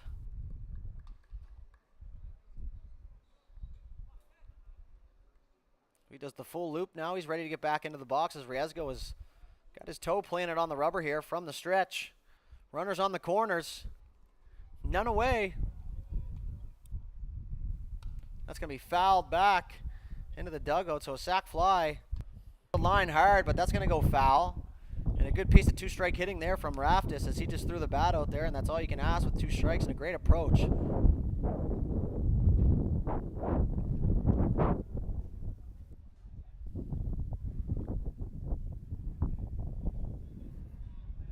Kiwan Song continues to warm up down the Marlins bullpen. The pitch from Riesgo. And that's going to hit Raftis. That's going to be his second HBP of the day in back-to-back at-bats. And that's going to load the bases here for the center fielder, Alex Ouellette. So bases loaded here for Dartmouth. As they immediately apply pressure after relinquishing the lead. And now they're only down 1 here. And a good spot as the Marlins defense and the infield is going to play in here, and Raftis is going to loop, swoop, and pull his cleat back to normal. And now we're ready to go. So ground ball through is going to score 2 as the outfielders are deep. That's going to be taken inside as Ouellette lifts the arms up, and that goes under the elbows, and that's going to be ball 1 here. So Westhaver giving him some words of wisdom here as be smart, pick one out. Couldn't agree more from the booth. That's going to be up high for ball 2, so now a real good hitter's count with the bases loaded. And you still want to be selective here as a hitter. You don't want to get too anxious, too antsy up there. So Riesgo looking to climb the ladder here. And that's going to be strike one now. Is a good job by Ouellette to try and sell that one as a ball, but umpire has a great view of that, and he calls that one a strike. So 3-1 now. That's going to be strung on and lined. That's going to be a double play there as the shortstop Smith grabs that one right before it hits the ground. And that's going to be 2 away now, so the bases remain loaded. And that's going to bring up the left fielder, Nathan Boutlier.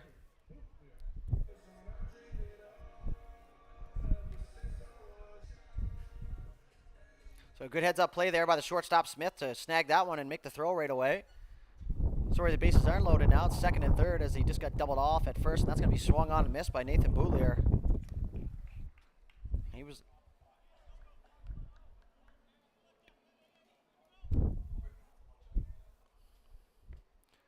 So no balls, 1 strike here to Boutlier. And that's going to be in there. Curveball, strike 2. So Boutlier has himself a single here. And another one would be fantastic here for the Renegades.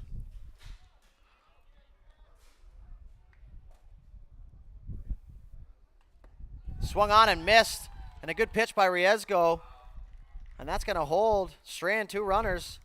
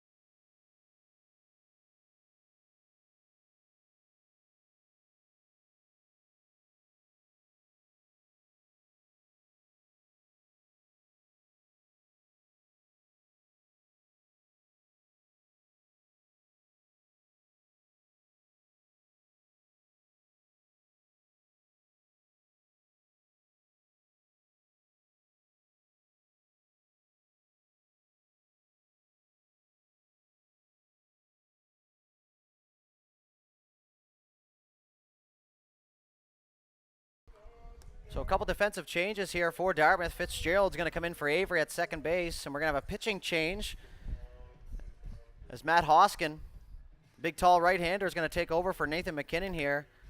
He's going to try and put up a 0 here for the Renegades as we get set for the top of the 5th inning, and that's going to bring up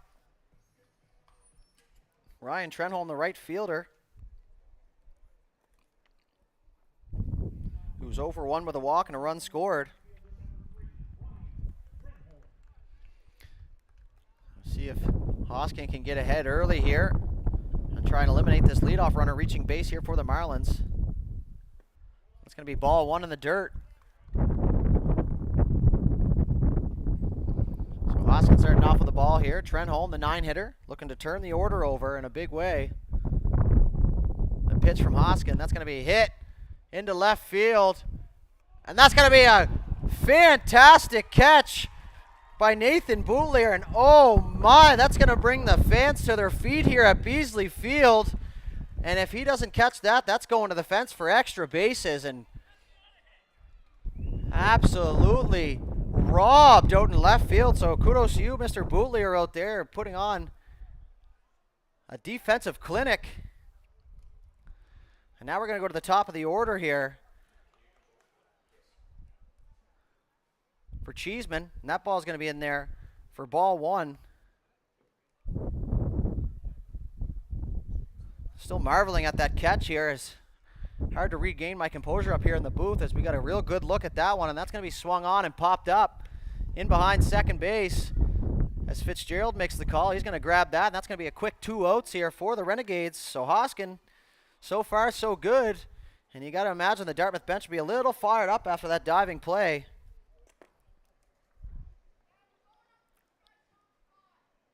So 2 away now here in the top of the 5th. Dartmouth looking to get right back on the sticks here and give Riesgo, the pitcher for the Marlins, no time to rest.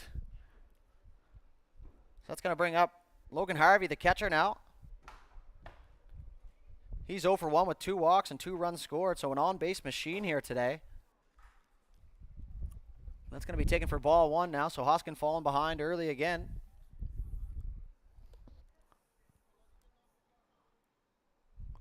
The 1-0 pitch, and that's taken for strike 1 there, and Harvey looking for a specific spot. He leaves that one.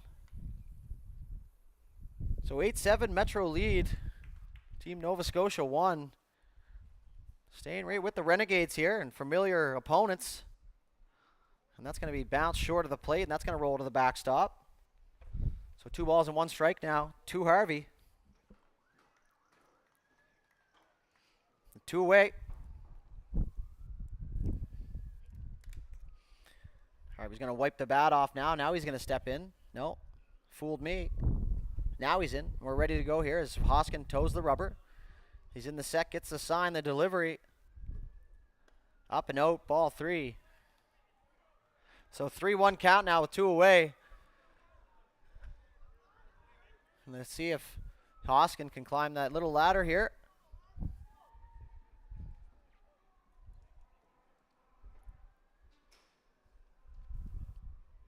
Hoskin toes the rubber. Harvey ready to go now. The pitch. That's going to be ball 4. So Harvey's 3rd walk of the afternoon now. He's going to draw a 2-out walk and head down to first. That's going to be a free pass. Heard a great quote in the last game with a walk, and he drew a walk, and I heard from the bench, we love free stuff, and couldn't agree more. As a free 90 is given out here by Hoskin, and now he's going to go after the second baseman, Evan Fox, with 2 away. That's going to be swung on and picked on the backhand by Boutlier. Some silky smooth hands there from Boutlier. And he's going to flip to second to Fitzgerald for the force out, and that's going to end this half of the inning. So no runs on no hits, no Dartmouth errors, and 1 runner left on base. And Dartmouth's going to get right back on the sticks here. And we'll be back momentarily with the bottom half of the inning.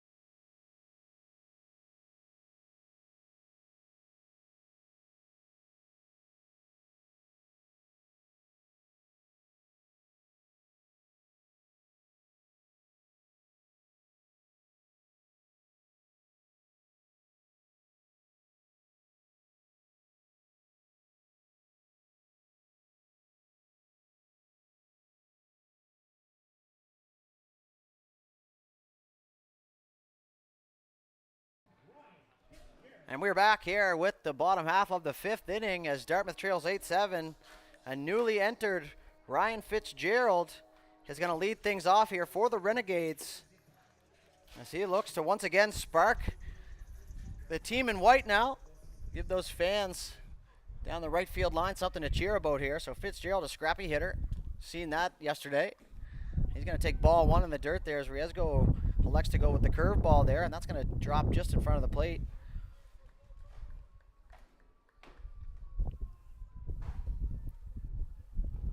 Fitzgerald now, the stop sign back up. Now he's ready to go. Pitch from Riesgo. That's going to be up high, just under the arms there of Fitzgerald, as he's got himself a nice hitter's count here. So very patient hitter, Fitzgerald, looking for his pitch. That's swung on and fouled off the plate down the left field line. That's going to bounce just to the right of the High Button Sports flag down there on the fence, as Coach Westhaver is going to go grab that one, pocket it.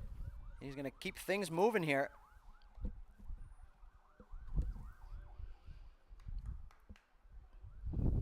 So 2-1 count to Fitzgerald.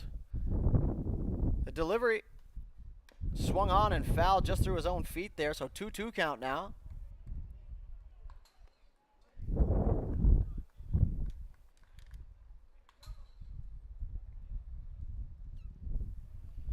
So away we go now with the 2-2 pitch.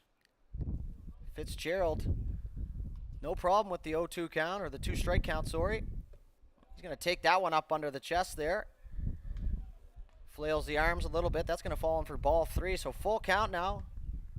And a QAB already here for the leadoff man, Fitzgerald, in the bottom half of the 5th. That's going to be swung on and hit to shortstop. Smith's going to take that in the forehand. He's going to make a throw on the run, and what a play by Smith, as he rounds that ball, picks it up on the forehand and throws it on the run, and some Derek Jeter style fielding there from Smith, and that's going to be the first out. So great play, Mr. Smith.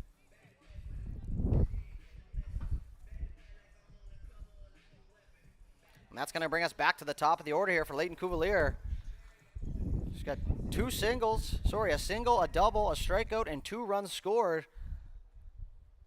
So if he gets on, all signs point to him scoring, as the big dogs will be up after him. And that's going to be taken curveball on the inside part of the plate for strike 1. So he's all set now. So Riesgo's ready to go. That's going to be a ball in the dirt for ball 1.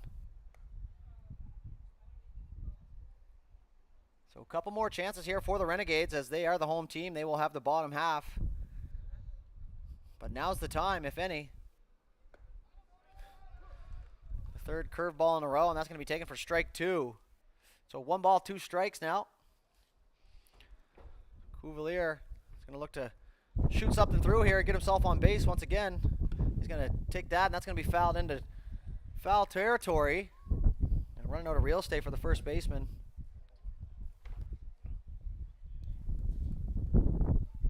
So we're going to try the 1-2 once more here.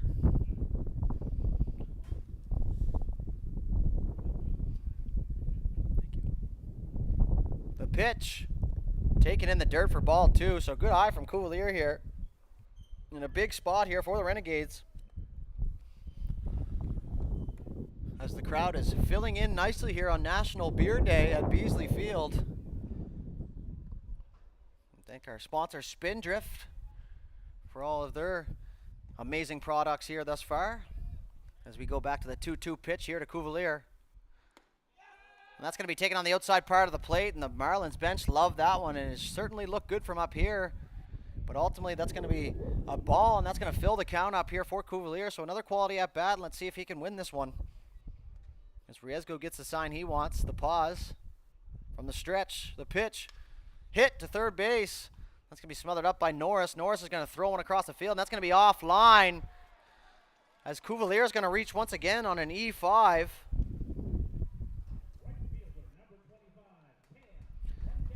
His buddy Cuvalier on first base here.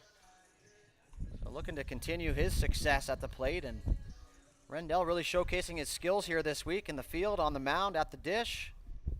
He's a very fiery athlete. A good emotion out of the kid, as Cuvalier takes his lead at first base. Rendell looks on now. Runner on the play, curveball, the throw. Cuvalier is going to be in there safe, as the ball was just up, but a good throw there by Harvey, as it almost looked like a pitch out. And Cuvalier's going to get himself a stolen base and put himself in a scoring position. So great job there to put himself 90 feet closer. Like I said, great throw from Harvey there, but just a little bit high as the tag had to be brought back down after the catch, and Cuvalier slides in through the legs there. So he's at second now, one away. Big hitting Rendell as they play him straight up. He's going to swing and miss at that one, so a hefty hack as he looks down at the dugout. He says, no worries, fellas, I got you. Big deep breath as you see the shoulders reach the ears there and back down, so Rendell trying to stay calm here as Cuvalier shuffles off the base. That's going to be hit to center field. They're going to have no tag as that one's right to Cheeseman there. Is another good piece of hitting for Rendell there.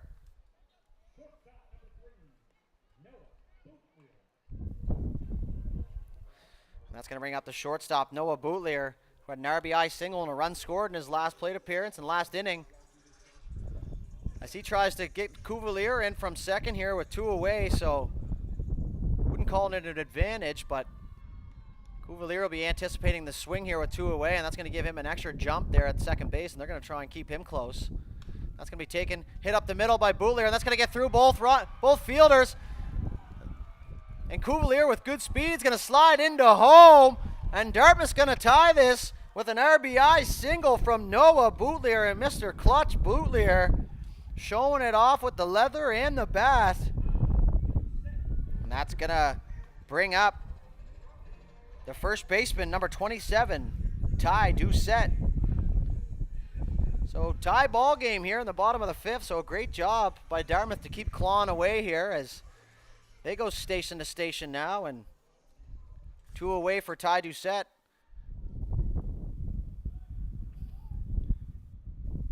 As Boutlier shuffles at first base, he stays put. That's going to be a ball on the outside. That's taken for a ball as well. So Ty looking a little more patient here. He's going to get his sign from Coach Westhaver. Riesgo to Doucette. That's going to be taken up and out.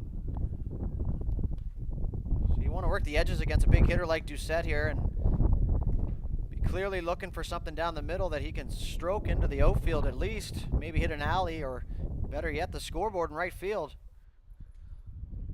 2 balls, no strikes. The pickoff throw to first. Boutlier, good read back in time. It's a little extra dirt on the jersey. I'm not sure if he has room for much more, but a sign of a busy ball player out there. So 2-0 pitch on its way here from Riesgo. That's going to be ball 3 on the outside. So she's smart pitching there from Riesgo, as he didn't want to give Doucette anything to absolutely crush there. So he's going to try and stay away from him, and no harm in putting him on, in my opinion. Try and get him to go fishing, but a good hitter like Doucette. So now that's going to be a strike. As Doucette's all set now, 3-1 count. So great hitters count here for the cleanup hitter Doucette, the young stud from Dartmouth. The pitch swung on and just ahead of that one as he gets on top, and that's going to go foul a couple feet just down the right field line there in front of the mound. We're going to switch balls here, so we're going to have a full count, so runner will be on the move on the pitch. Ignite the running game here, so something in the alley has a chance to score someone, and that someone being Boutlier. Good time for a pickoff. The pitch swung on and hit to second base. The first baseman goes for it, and that's going to be smothered up there by Fox. He's going to throw it across, and that's going to end it here in the 5th. But Dartmouth ties the game. They score 1 run on no hits. And no Marlins errors and 1 runner left on base. So we'll be right back here with the top of the 6th inning. We're all knotted up at 8 here, so we'll be right back for High Button Sports.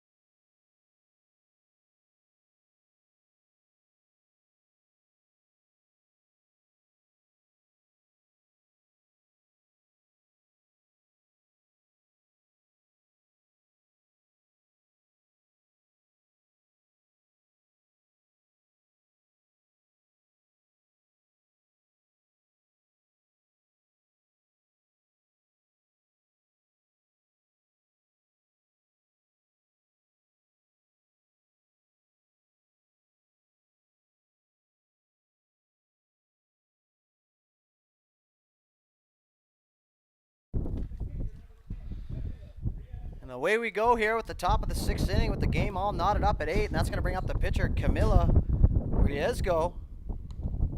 He's multi-talented, as we've seen today, as he's been showcasing his skills on the mound and at the plate. He's 2 for 3, and he's going to take ball 1 there from Hoskin. Still on the bump here for Dartmouth. The big, tall right-hander. As Song continues to warm up in the Marlins bullpen. The 1-0 pitch is going to be in there for ball 2. Not entirely sure what that missed, or where that missed, rather. But also not the greatest angle for myself up here in the booth. So 2-0 pitch swung on, and that's ripped down the left field line into the Marlins bullpen. And that's going to land in the feet of the bullpen catcher down there, and he's just going to stare that one down and continue on with the warm-up pitches from Song. So 2-1 count here, as now he's going to grab it down the bullpen. 2-1 pitch. Swung on and fouled straight back, so Riesgo right on that one, and he knew it.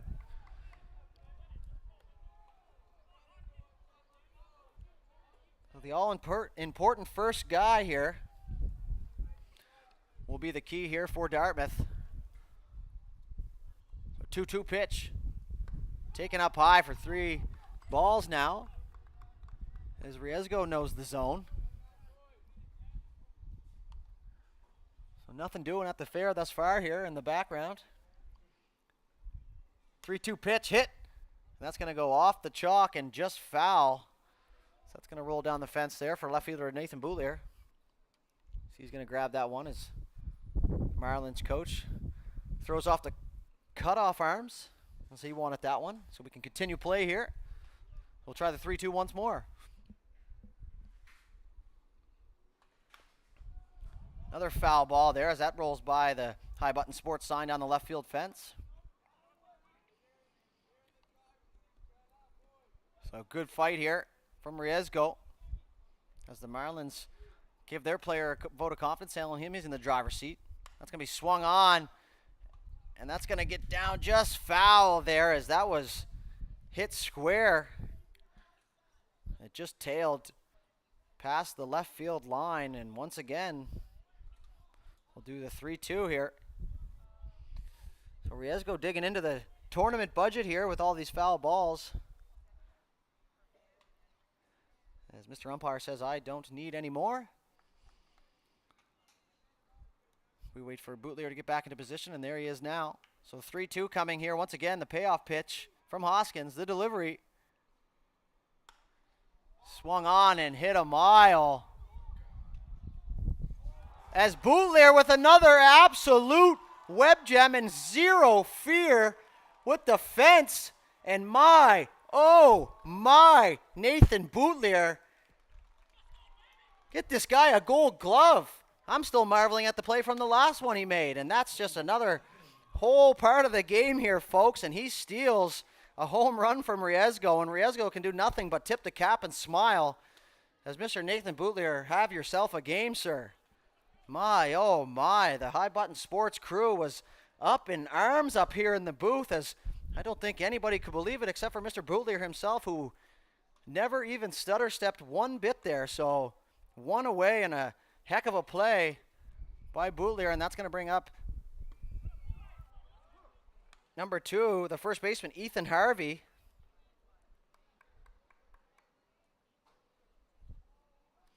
As he takes strike 1. That's going to be bounced just inside there, as that one got away from Hoskin. So we'll see if that play from Boutlier can spark the Dartmouth players here, as it certainly sparked us up here in the booth. The 1-1 pitch taken on the outside part, and that's going to be ball 2 now. Great. 2 balls, 1 strike, 1 away here in the top of the 6th. That's going to be taken on the outside part of the plate for strike 2, as Harvey didn't like that call. So Hoskin working hard here for the Renegades. That's going to be fouled, and a good 2-strike swing there from Harvey, as that's going to land just by the batting cages to the left and in behind the Marlins dugout. So So we're going to go 2-2 once again.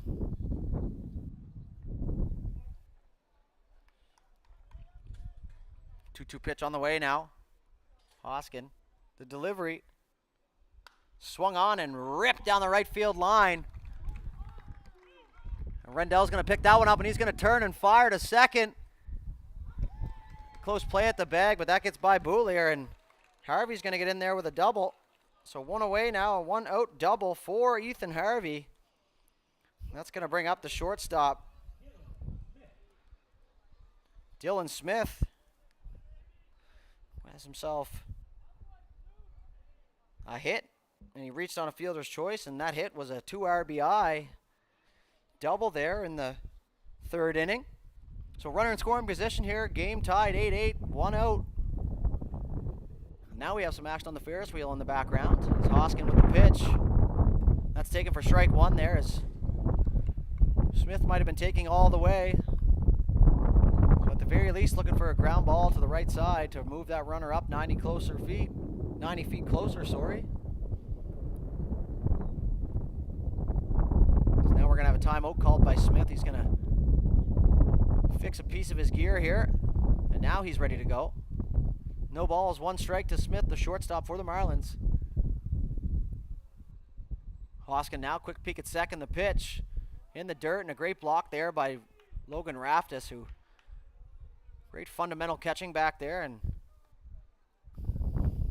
I know fellow catcher Todd Parker would be a big fan of that one. Now we're going to have the 1-1 pitch. That's going to be taken up high for ball two.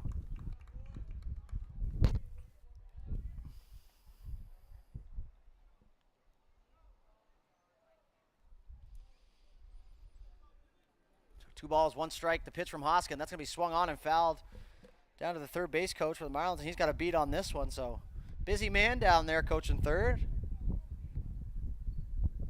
Smith looks to get on base for Norris, will be up after him. And now he's going to have to battle with 2 strikes, so 2-2 count.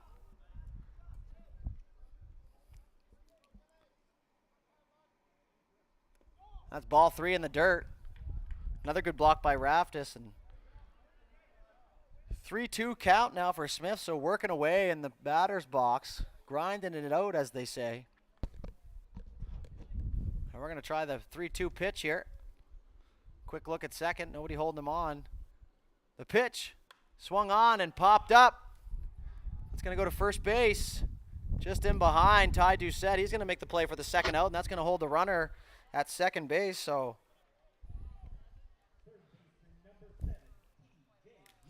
and newly entered third baseman TJ Norris, the lefty, sans batting gloves.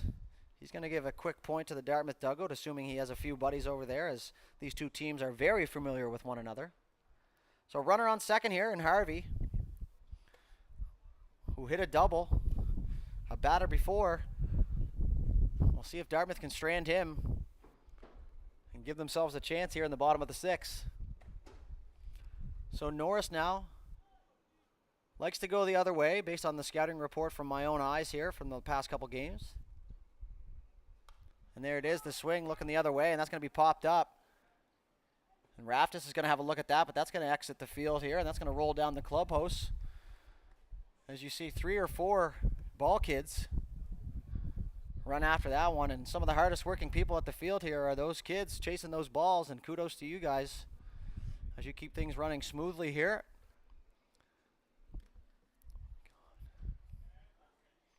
So we're going to have a quick chat with Norris, the third base coach, and I'm wondering if maybe he wants him to put down a bunt with the third baseman playing way back.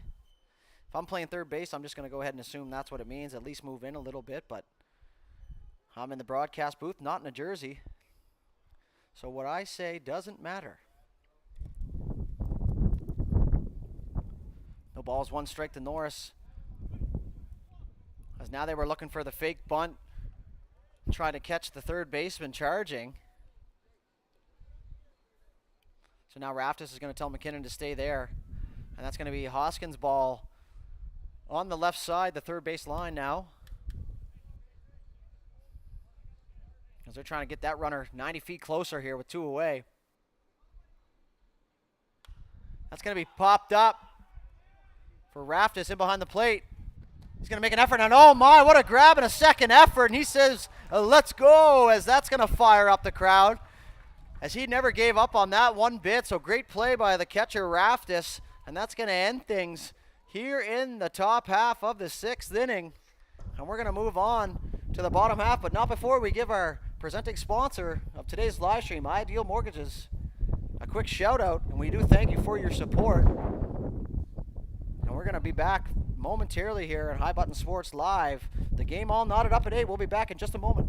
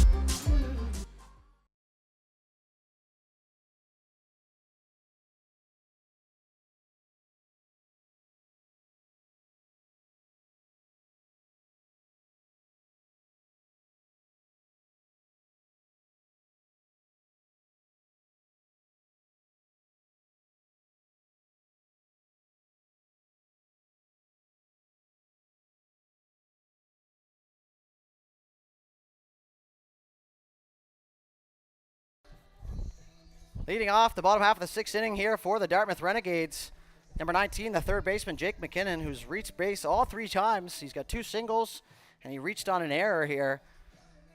So we're going to look to see if he can get on for a 4th time here, and leadoff runner usually turns out to be crucial here. So good test here for Riesgo as he's going to face 5, 6, 7. And that's going to be taken outside for ball 1. So good eyes from McKinnon early on in the count. As you hear a let's go cheer from the crowd, and that's going to be way up and out left there, and that one got away from Riesgo.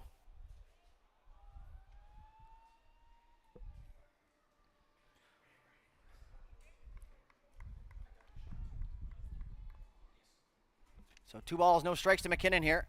Swung on and hit to the right side, and that's going to stay fair as that took a weird hop on Harvey, and that's going to retire McKinnon here.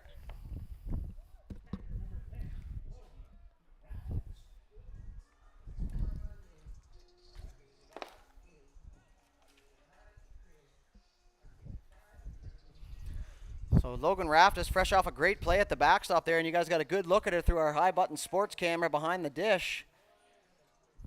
And zero fear of the fence here from the Dartmouth players.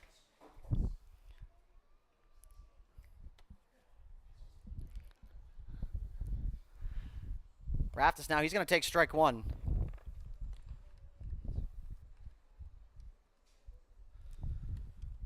So Raftis down 0-1 here. Riesgo's still on the mound here for the Marlins.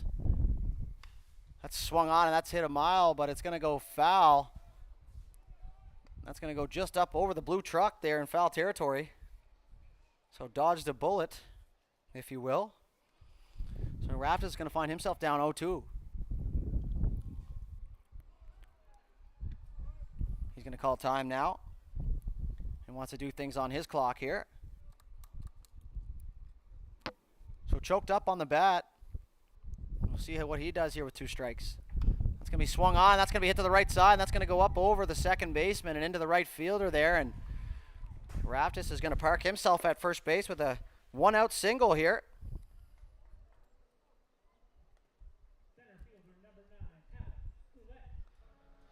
And that's going to bring up the center fielder, number 9, Alex Ouellette.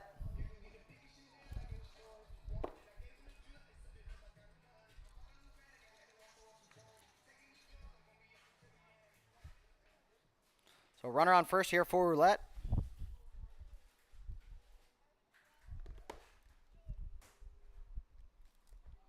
That ball is going to be bounced in front there, and that's a good block by Harvey. So that's going to be ball 1 to Ouellette, and Raftis is going to stay put at first base, and we're going to have a ball switch. And some MLB feel here is when you're You're watching a Jays game on TV and the ball goes in the dirt, they switch it out right away. So some big league stuff here at the 2020 Men's National Baseball Championship.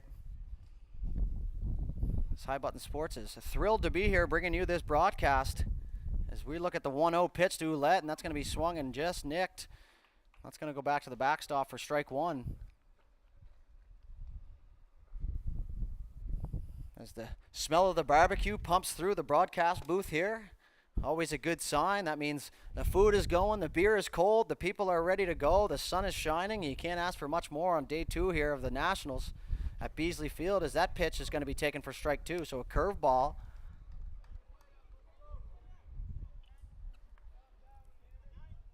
So 1 ball, 2 strikes now to Ouellette. He's got a runner on first here. See if he can shoot something through a hole. That's going to be swung on and hit to center field, and Raftis is going to go halfway as Cheeseman, he's going to park under that, and the Marlins have a guy there, so can of corn for Cheeseman. Ouellette is retired, and that's going to be the second out here. And that's going to bring up Nathan Boulier, who gets a mighty fine cheer from the crowd, and rightfully so, after 2 pro-like catches in left field. And those are going to be catches that the fans are going to remember for a long time here, because the stage has never been bigger. And he just continues to make plays out there. Now let's see if he can do it with the stick now with 2 away. That's going to be ball taken in the dirt, and Harvey another good block. So very nonchalant blocker back there, so you can tell he's comfortable. Doesn't stress too hard over balls in the dirt there, and that's always a good confidence builder for your pitcher. It allows you to throw the pitch wherever you want, knowing that that ball's not going to get through. So Raftis with his lead at first. Boulier looks on, the pitch swung on, and that's going to be hit to left field. That's going to be caught, so a good piece of hitting. And that's going to end it here for the bottom of the 6th. And we're going to head to the top of the 7th here with the Marlins coming up. And we're still deadlocked at 8 here, folks, so we'll be back very momentarily with the top of the 7th.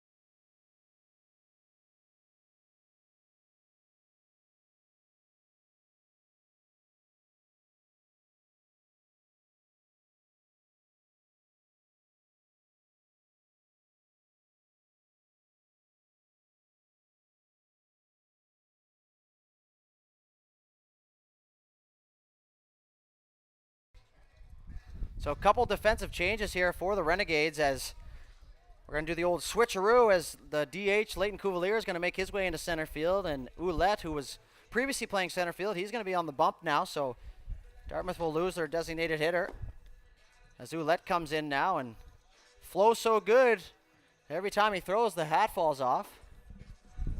So he's going to throw his last warm-up pitch here, as he's going to face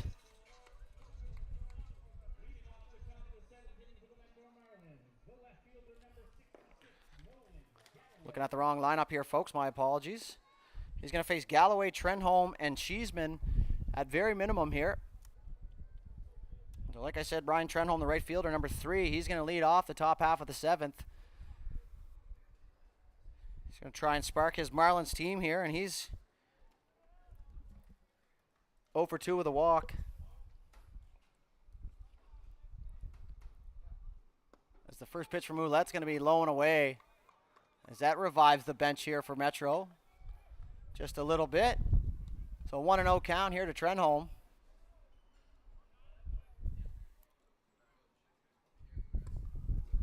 And that pitch is in the exact same spot, so 2-0 now.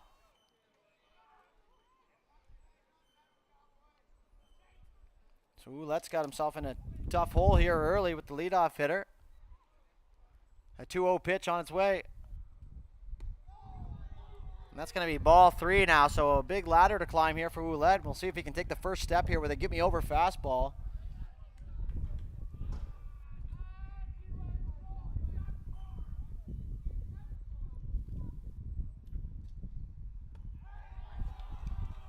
It's going to be 4 straight as Galloway gives a little love to his bench as he's going to reach with a walk.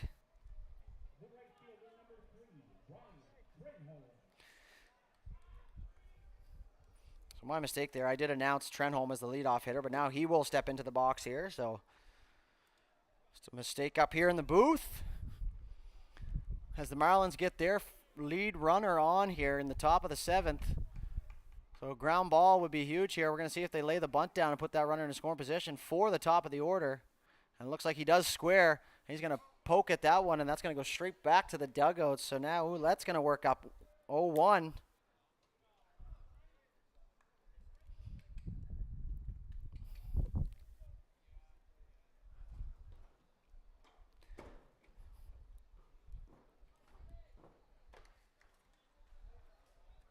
So we'll see if the bunt play is still on now with McKinnon way in here.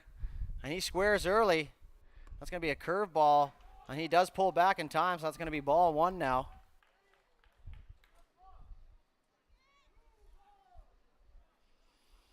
So Trenholm looking for the sacrifice bunt here. Put his runner into scoring position. As Ouellette takes a quick peek at first. Into the set, the pitch. That's going to be in the dirt wide. So 2-1 count now. As Raftis is going to call time, he's going to bring. Well, I thought he was going to bring the infielders in, but now he's just going to have a quick meeting with Ouellette.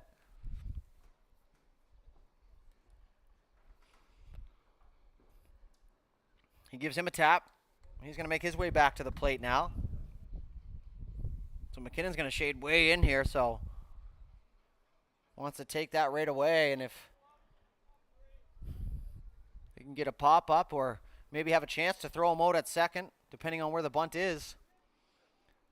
As he squares now, that's going to be in the dirt for ball 3, so Ouellette really going to have to buckle down here and find the zone. As at this point, you almost want to just throw it there and then force him to bunt it. Still has to get it down at the end of the day. So 3-1 count. Galloway on first. Trenholm looking for the bunt. He's going to pull that back. That's back-to-back walks here. So we got some motion going on here for the Marlins, as that's going to move the runner down to second base. As that's going to bring us to the top of the order with Cheeseman, who's always a threat. They're going to decide what they're going to want to do with him. So the leadoff hitter, Cheeseman, is 2 for 4 thus far.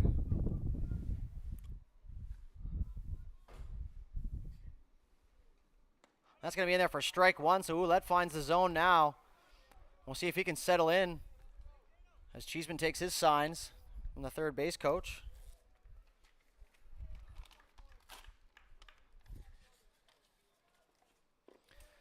The 0-1 pitch.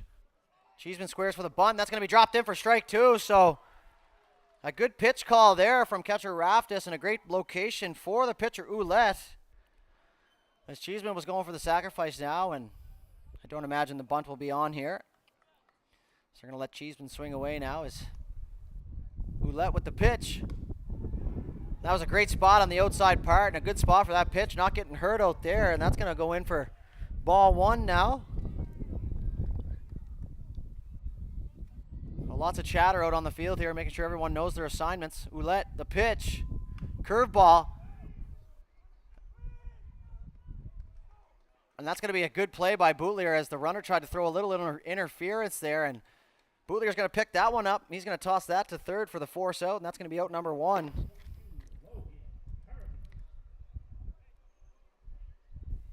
That's going to bring up the catcher, Logan Harvey. He's worked himself 3 walks here this afternoon. So Dartmouth looking for the ground ball, induce a double play. And that would really fire the engine up here for the Dartmouth crowd if they could pull that off here. So Ouellette looks like he settled in a little better here. That ball's going to be just low, as everyone on the field thought that was a strike. As you hear the shortstop Bootleger tell him to stay there. So shooting knees all day here, and sometimes you miss your spot, and that does happen. So the 1-0 pitch to Harvey. Swung on and missed. So 1 ball, 1 strike now, and a real hefty hack there from Harvey. We haven't seen swing too much here in this game, as he's been given the free pass 3 different times now. So 3 free 90s. Now the 1-1 pitch on its way. That's going to be just outside now as Raftis tries to get that call with a frame job, and Humpy stays consistent with his zone.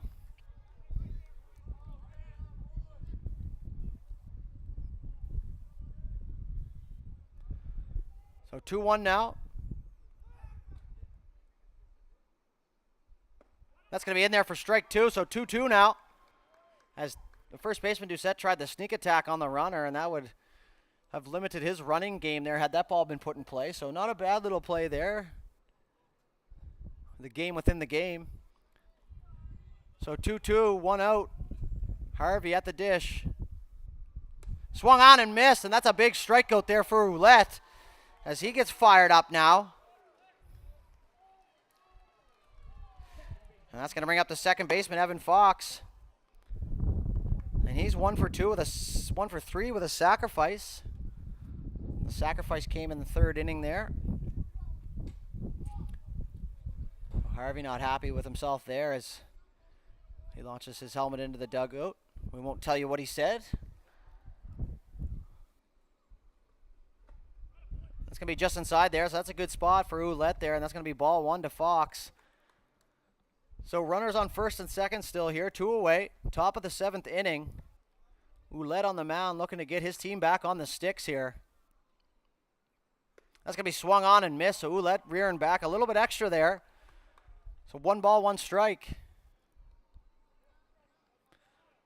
As Fox steps out, and this is a situation as a hitter where, you don't want to try and do too much now. It's 2 away, a single's going to score a run. You don't need a homer, although it would be nice. That's going to be strike 2 on the outside part of the plate, so Ouellette's pulled the paintbrush out now, and he's going to be painting on the corners. We'll see if he can duplicate that pitch, as that's a tough one to hit, so infielders now pushed back to the edge of the grass. They want to make sure they have the most amount of time here they have to make a play. 1 ball, 2 strikes. Ouellette, the pitch, just high at the eyes, and a good waist pitch there from Ouellette. He's going to tuck his hair back down in his hat. He's going to toe the rubber. He wants to get going right away here, so he's going to see a sign from Raftis. 2-2 pitch on its way. That's going to be swung off and fouled to the backstop. He was right on that one, so another good pitch on the outer half of the plate. As Fox is going to reset here, as Ouellette's ready to go once again. Umpire gives him the green light into the set from the stretch. The pitch. Swung on and popped up. And Ouellette is going to give a good effort there, as that one gets in between Doucette and the catcher Raftis. So we're going to go back 2-2 here, as a familiar sight, Ouellette's hat falling off. We have to get him a smaller size maybe. Either way, great flow. And an all-around athlete, as you've seen him patrol center field here earlier. Played a little left field yesterday, and now he's going to be pitching. So, man of many talents. We're going to see if he can get his team back in the dugout here and on the sticks. So 2-2, 2 outs, 2 runners on. As now he gets the sign he wants. The pitch. As the Dartmouth players start to head to the dugout prematurely there, and that's going to be a full count now, so that's going to move the runners As the infielders now all chatter and say, hold your ground, runners on the move. That's going to ignite the running game here. So big pitch coming here from Ouellette. He looks in now, the payoff pitch. Swung on and grounded to third to McKinnon. McKinnon throws across the field, and that's a big play there. And Ouellette is fired up. Pulls the hat off, faces red. And that's a big out there and a good, smooth, nice, calm play from Jake McKinnon at third. And if there's a place to hit that ball, it's to him. So that's going to do it for the top half of the seventh. And Dartmouth's going to have an opportunity to end things in the bottom as we are still deadlocked at 8. This game brought to you by Ideal Mortgages, and we are going to take a quick breather, and we'll be right back here on High Button Sports Live.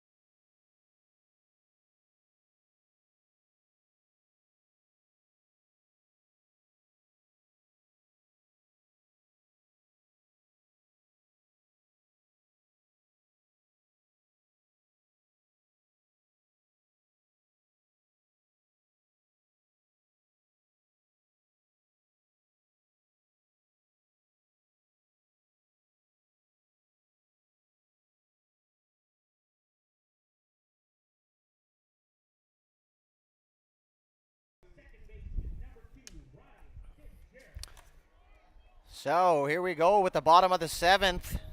And the leadoff man for the Dartmouth Renegades, your host team, is going to be the second baseman, Ryan Fitzgerald, who grounded out to the shortstop in his first plate appearance here as he was entered into the game for Ryan Avery.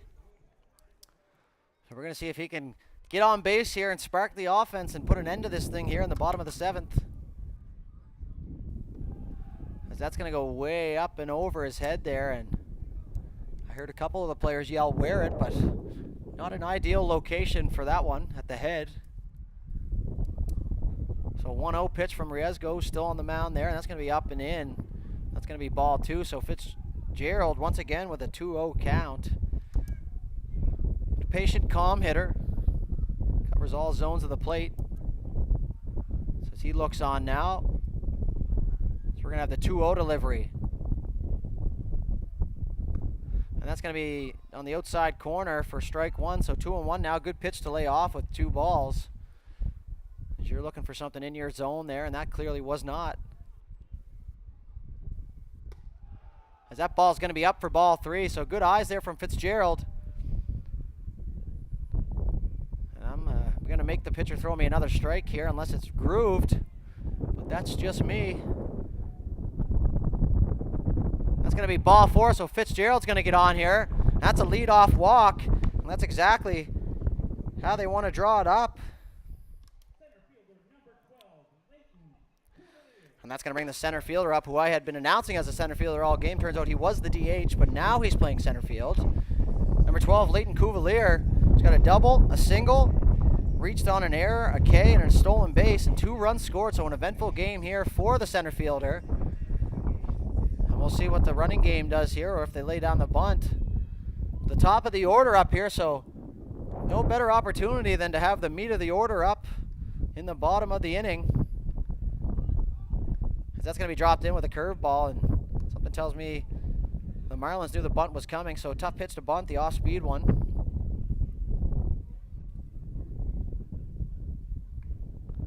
As Cuvalier takes his signs, Fitzgerald down at first after drawing a walk. Bottom 7, 8-8 tie. As Cuvalier squares. And he's going to pull back, and that's going to be a ball. So good job there to pull the bat back. So we're approaching 3 hours for this game.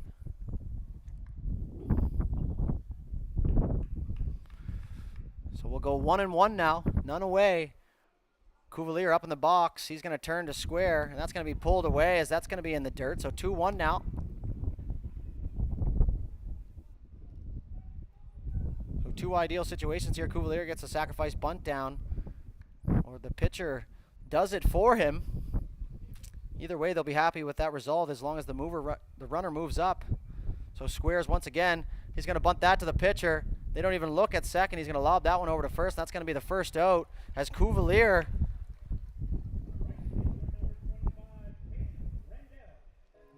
Fitzgerald is going to move to second as Cuvalier with the sacrifice bunt and a good team first play there. So runner in scoring position for Cam Rendello is 3 for 4, and he's had a fly out to center field. So they're going to put him on, and he's not happy about that, as you can't really argue with that call from the coach there, as Rendello's going to saunter down to first base. That's going to bring up the shortstop, Noah Boutlier. So Boutlier with a clutch hit last time up. He gets a big crowd from the cheer, or a big cheer from the crowd. So Boutlier now with a man on first and second. One away on the sacrifice bunt by Cuvalier. So let's see if he can get an assist on this here as the second baseman moves in closer, Rizgo. And that's going to be in the gap. And that's going to score the winning run as Fitzgerald comes around to score. And in intense, exciting fashion, Noah Boutlier, ladies and gentlemen, is going to put Dartmouth on top 9-8 and give them a 3-0 record going into Saturday. So the Metro Marlins, nothing to hang your heads about here, as they put up a fight nonstop and had the lead twice and clawed back. So great game by both teams, and a clutch hit there from Boutlier. And that all stems from the leadoff hitter getting on here in the 7th. Cuvalier getting the good bunt down to move him to second. And Boutlier's going to find a gap in left field. First pitch swinging, and that's going to give Dartmouth the 9-8 victory. So we'll stay with you here for the player of the game presentations after the handshake. And we're going to have to assume the next game that was scheduled for 4 o'clock is going to be pushed back just a little bit, but we will keep you up to date nonetheless. But stay tuned on the High Button Sports YouTube page for all games left this afternoon. As soon as we are live and ready to go, you will be able to see. So as the teams finish their handshake here, we once again like to thank our stream sponsor, Ideal Mortgages, for their support in this game. And we're going to take a quick breather, and we'll bring you the player of the game presentations brought to you by Ideal Mortgages.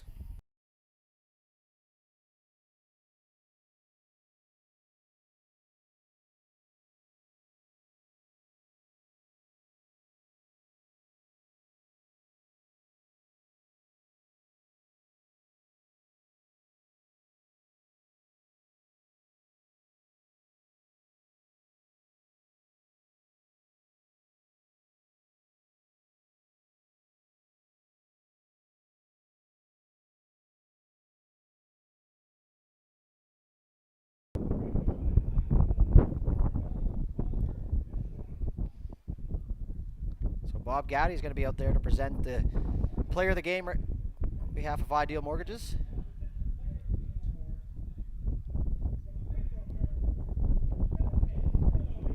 So Camilo Riesgo, player of the game here for the Metro Marlins, and well deserved there. He played multiple positions here today and pitched a great game there. As great game from you, Rizigo. Now we're going to have the player of the game from Dartmouth.